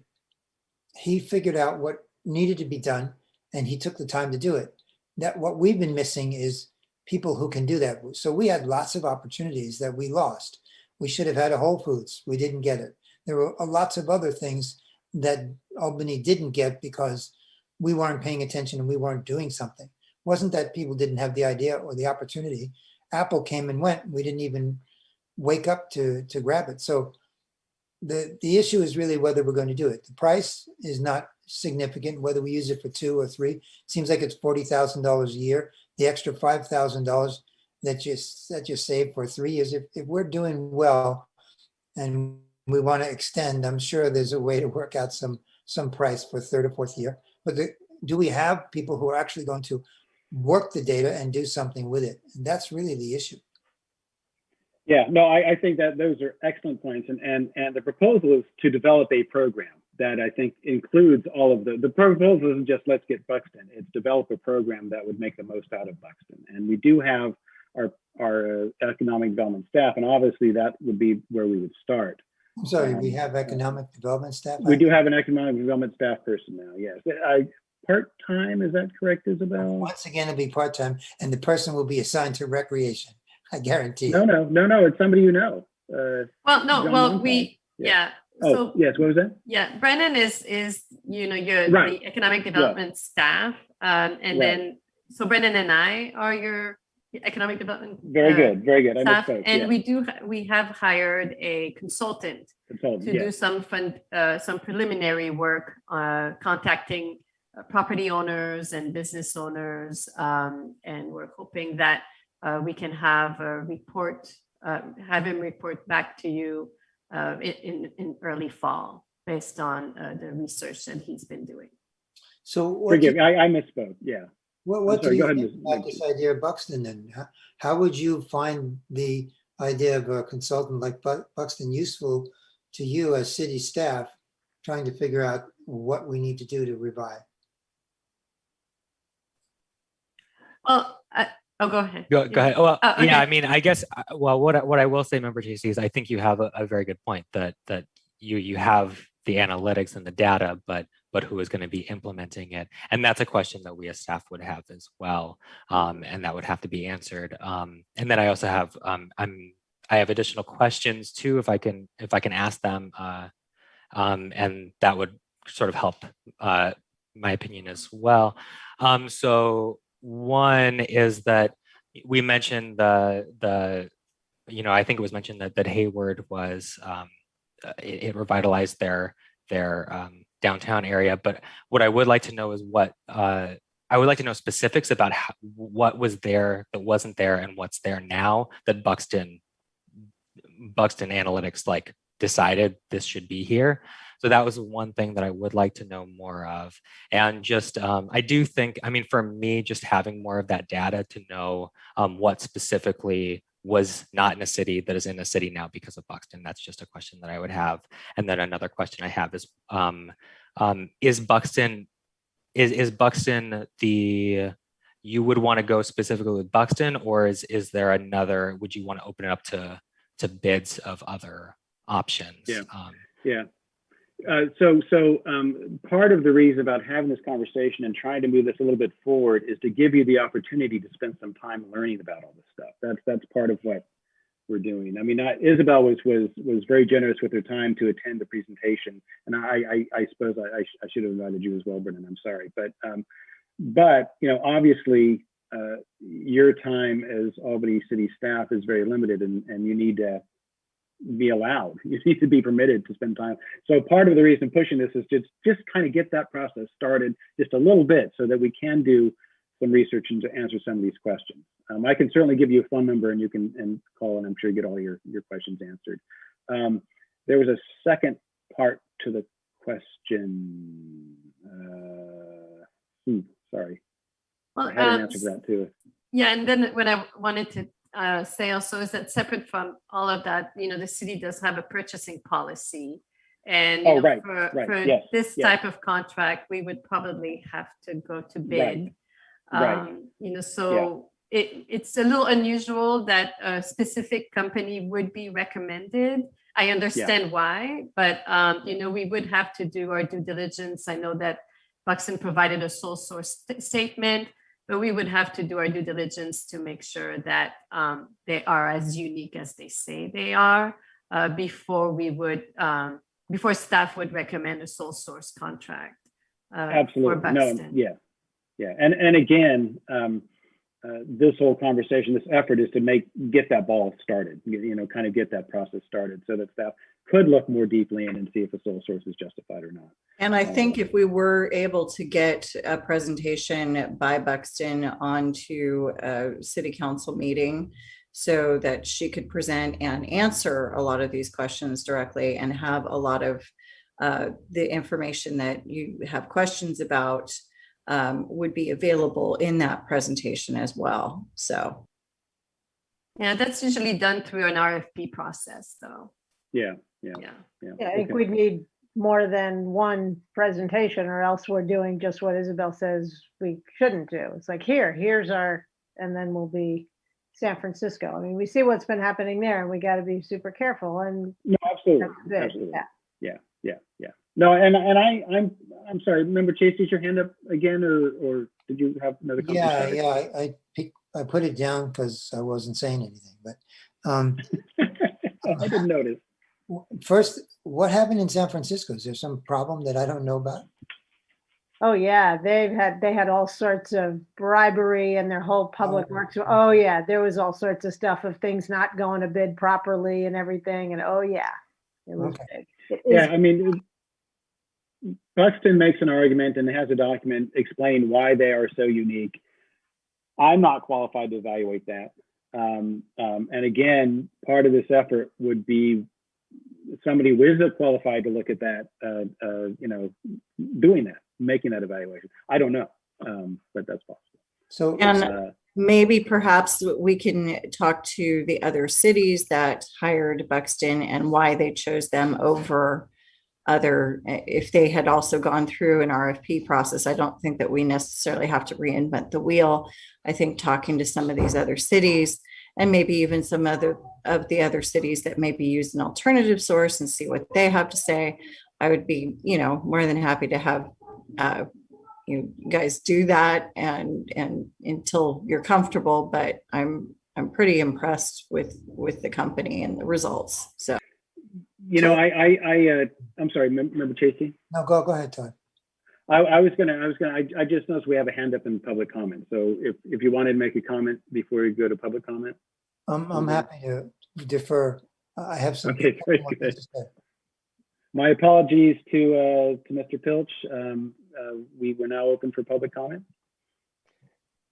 Yeah, no worries. I speak here a lot anyway, but thank you. I just want to support this item. I think that getting economic development professionals involved and getting that data from them is really important. I can see how you wouldn't, if this is something that's going to go out to bid, it is a little bit problematic that you might just have one of the bidders present, but maybe having some sort of presentation about this. If there's any question about the value, which I don't think there should be, would be good. Getting more information about this is definitely the right thing to do. Also, I'm pleased and surprised to hear that we've hired someone to do economic development work on the staff. I think that this committee might want to weigh in as to what that person should be doing. I heard staff say that person is going to be talking to property owners. But I think that one thing that we don't do in Albany is we don't go and talk to people elsewhere and ask, outside developers, outside property owners that might want to purchase property in Albany or develop in Albany, what would it take for them to come in? Because the property owner who bought their property in 1897 and is paying $2 a year in property tax is probably going to say, yeah, no, I'm fine. I don't need to do anything. I'm not going to develop my property. But, you want to see if there's a person out there and a developer who's going to come in and give that person a multi-million-dollar deal, and that person will say, oh, hey, I'll go retire, and now you'll get some development in Albany. So I think it's important, if this person is reaching out, that they reach out in Albany and definitely beyond Albany. That's it. Thank you. Thank you. And Member Chasty.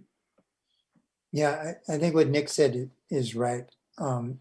I want to get back to the other point first before I comment on what Nick said.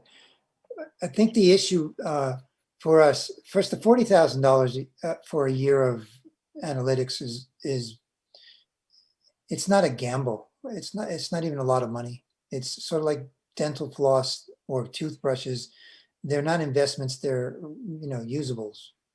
But the issue is not just whether this is the right company to do it or the wrong company. The real comparison is whether there's some other way to do this. So for example, Denny Abrams did 4th Street without all of this.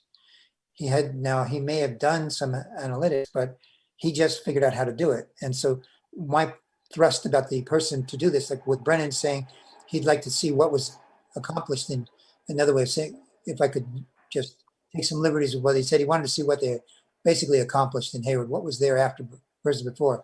My question would be, I'd like to know who got that done, because that's the person who critically understood how to go from A to Z.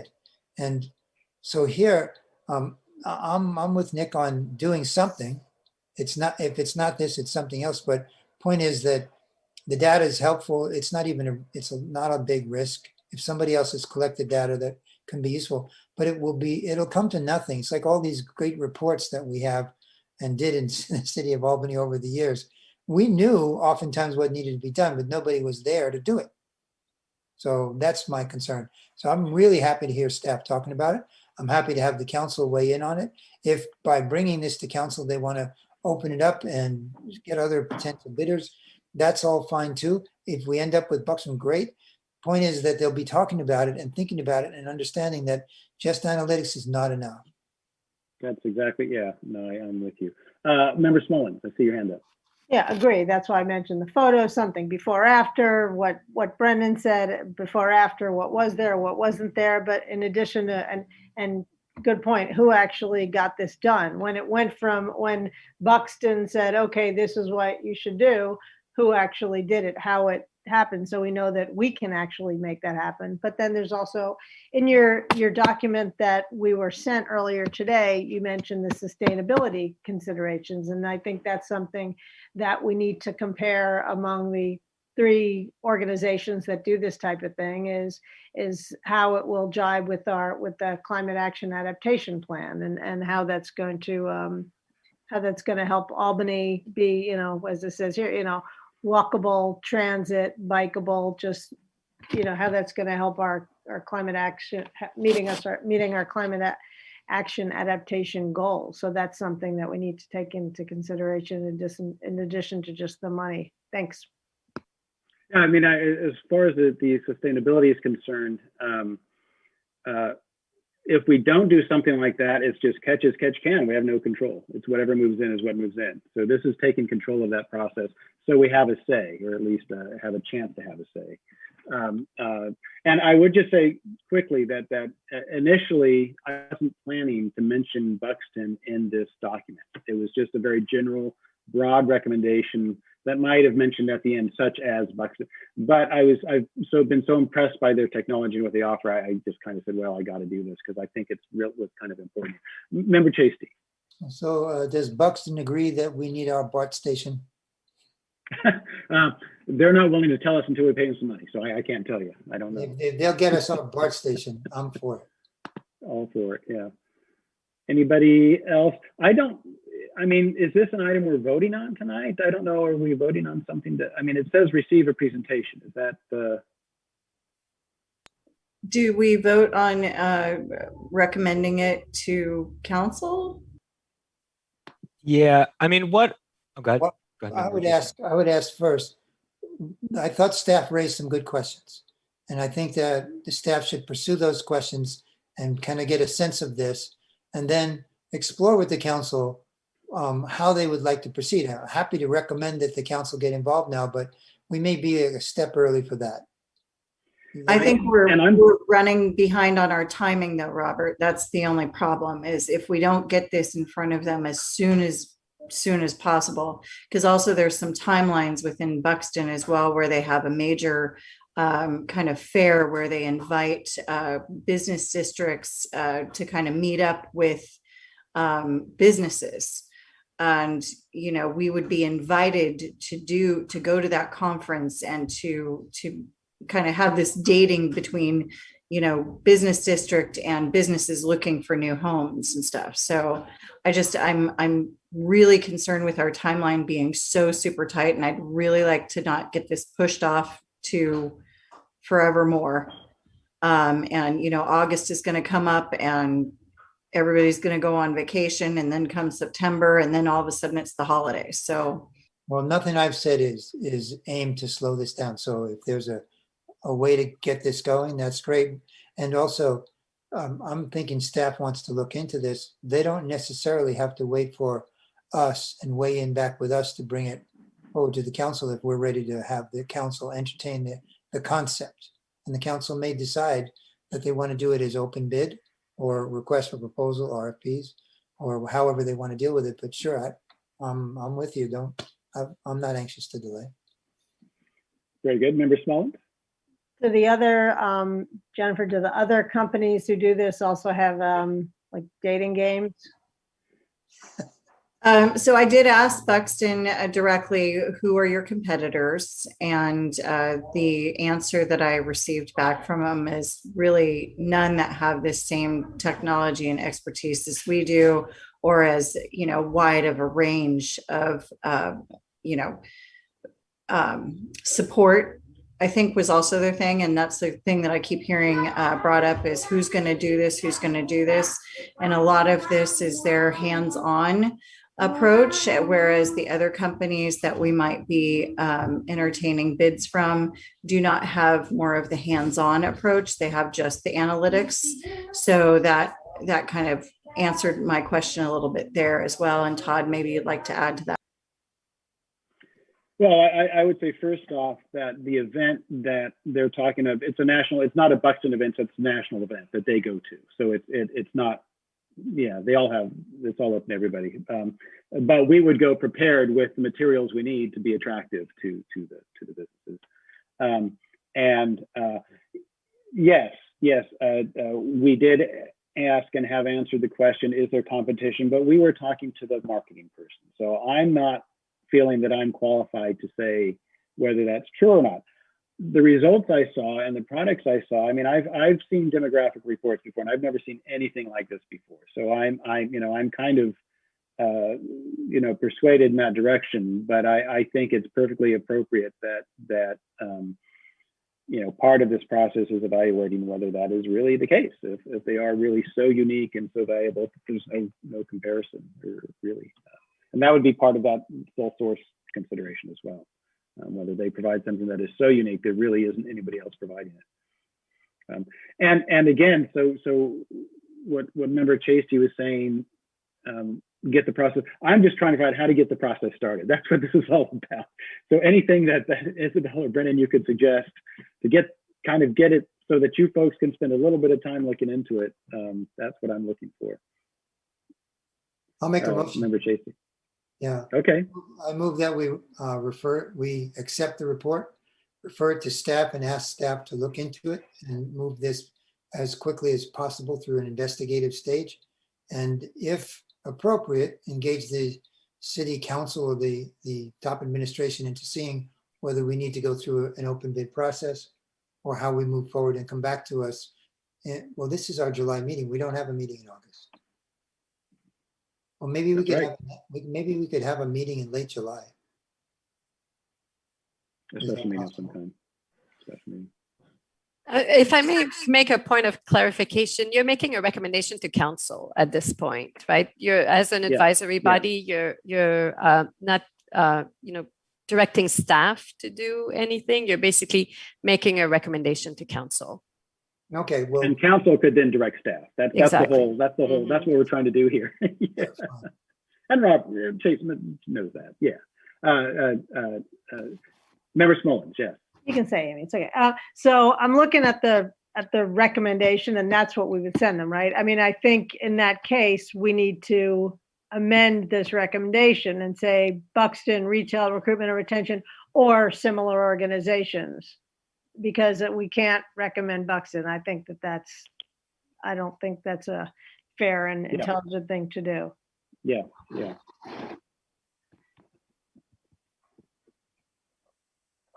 Or comparable or something. Or comparable. Right, comparable, similar, yeah, whatever. Yeah. They can deal with the question of whether there's comparable or not. Member Green?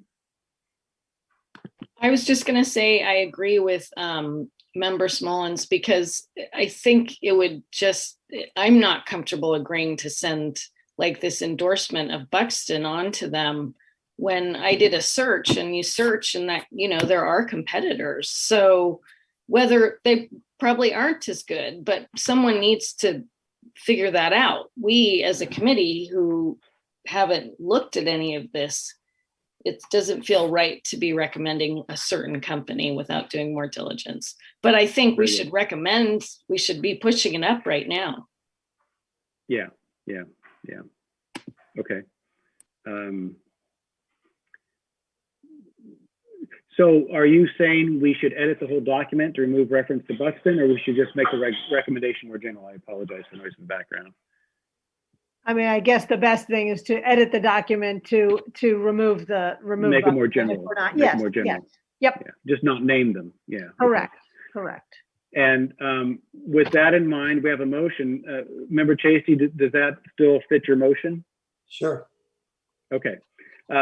So we have a motion that would be just modified a little bit we're approving a document that is modified to remove specific reference to Buxton. And then make that as a recommendation to, when it comes to the pricing information. That's up to council. I mean, they will decide whether they like the pricing or not. And then, but the pricing is from Buxton. So if we're trying to generalize it, you can recommend. You could say it with ballpark example or okay, fair enough. But the thing that what's going to happen with this is what I initially suggested. It will be referred back to staff to look into it and come back with a report. Now, I assumed when I first made the motion that we would do that here. I forgot that August is a dead month for us. So assuming the council is working through August, they can then get staff to do it, come back. And we would probably, I assume, get a chance to weigh in on that before council does any real forward motion on it. So we would be weighing in over the next few weeks as if it gets even looked at in the next few weeks. But we would be having. I'm pretty sure this isn't going to go to council until September. I'm pretty sure the July dockets are set. I'm hoping it goes in September if it does. That's just a fact. Council doesn't meet in August. That's just a fact. It's part of the frustration of the whole work plan process being kind of delayed this year is that things like this kind of got slid back. But Member Green, I think I saw your hand up. Were you? Maybe you're just seconding the motion. Were you seconding the motion? Okay. All right. We have a second from Member Green. We have a motion and a second. I think we can have any comments. Member Hanson? Yeah, just really quick. I want to go back to this. I understand of wanting to research out other companies. I don't want to I have a little bit of a problem completely removing Buxton and then not having them looked at all. Because we've been through a lot of research with them. I would like to have it, put in there that it's Buxton or an alternative company. If you're going to shop other companies, that's fine. But I think that their name needs to stay in there, especially like, as you know, we're giving examples of pricing, so on and so forth. I think it just makes sense if you're going to shop something alternative that you at least have one marker to start with. So have the name Buxton appear once. Would that be? Can we accomplish that by simply having the work that was done by the Chamber and the Solano Avenue Association, have that be reported in, as where this initially came from. Buxton's name is in there with the positive spin that it got. And we can just say we're bringing this subject to the council for the council to look at, have staff investigate, then Buxton will be in the mix. Well, we don't have to as an official body. I would be fine with that. I just don't want them to be completely, I fear for not having them looked at at all. No, I don't think that's gonna happen. Isabel's here and Brennan's here and they're going to be consulted when it comes time to bringing in groups to make bids. So I don't think there's any fear of, I don't think the fear of them being not looked at all is reasonable. I think they will be looked at with other people. Yeah. Well, and we could provide a list of not just Buxton, but 2 or 3, and say these are companies we've investigated, and then they could look at that, something like that. But I also think that it's not a secret at this point. I think a lot of folks have heard about this. I think that's I don't think there's a risk of Buxton being ignored at this point.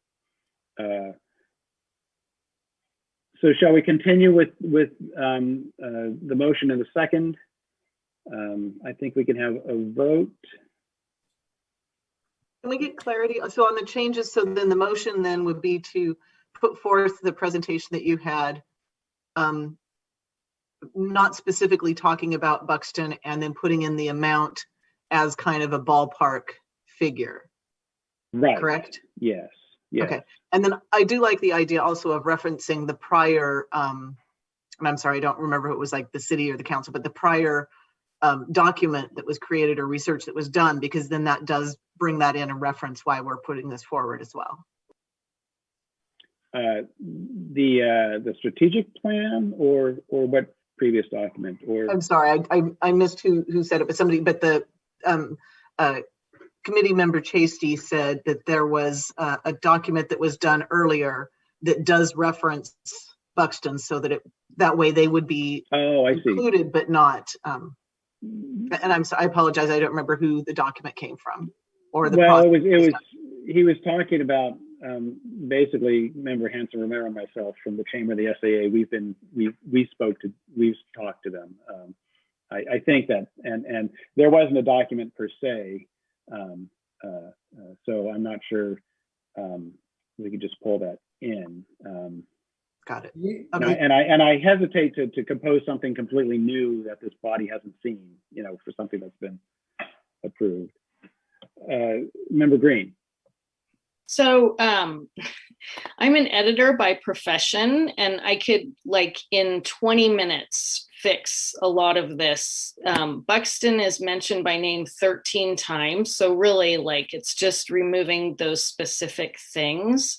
And we could even keep the attachments as examples.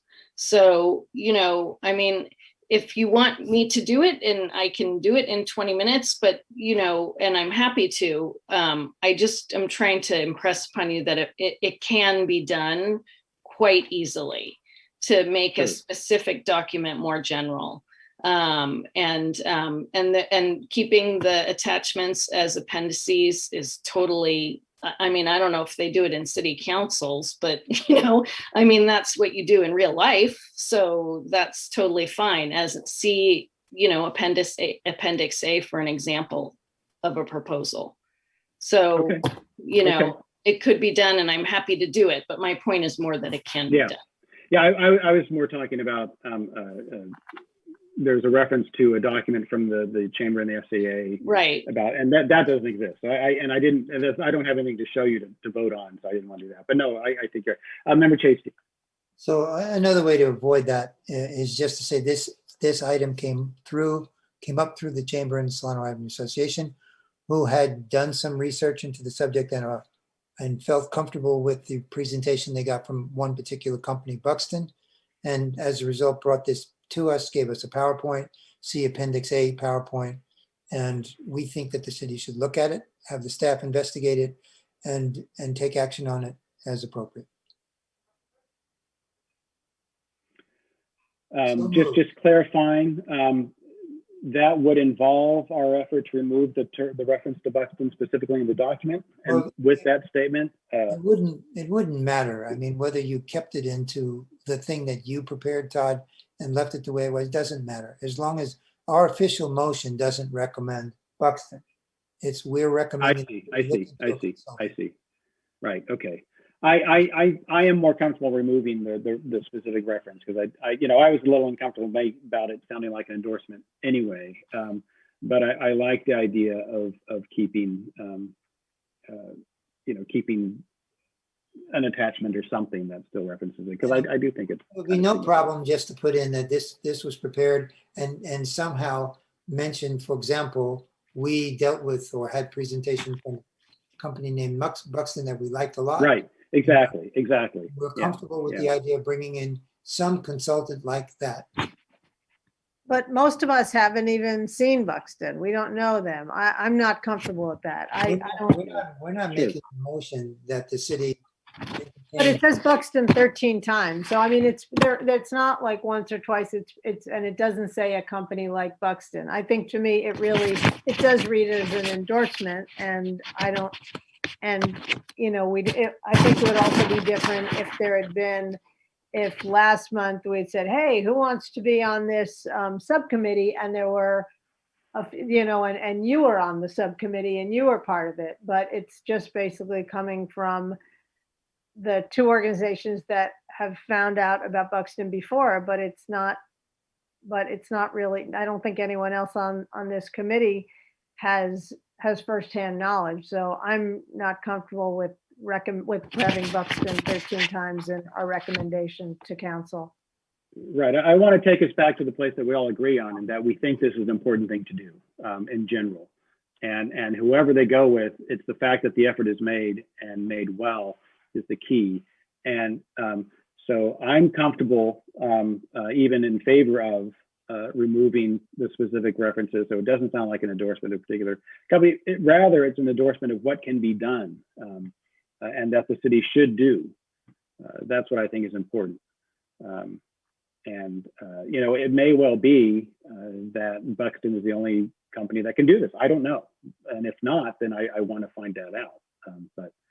Anyway, are we comfortable with the motion to move this on with the editing to remove specific references to a single company, Buxton, to make it more general, so that really the emphasis is on this program? Okay, so the motion itself is short. The attachment is the presentation that you made with no reference to Buxton in it. That's where we are, right? Right. Okay, is everybody on board with that? Okay. I think we can have a vote now. Second, yeah. Okay. Wait, sorry. I think originally Member Green seconded. I think Member Green is for the second. I don't think it's. I don't think anyone's going to argue that. Yeah. Okay, so here's the vote then. Ready? Committee Member Carlton? Aye. Oh, there you go. Committee Member Chasty? Aye.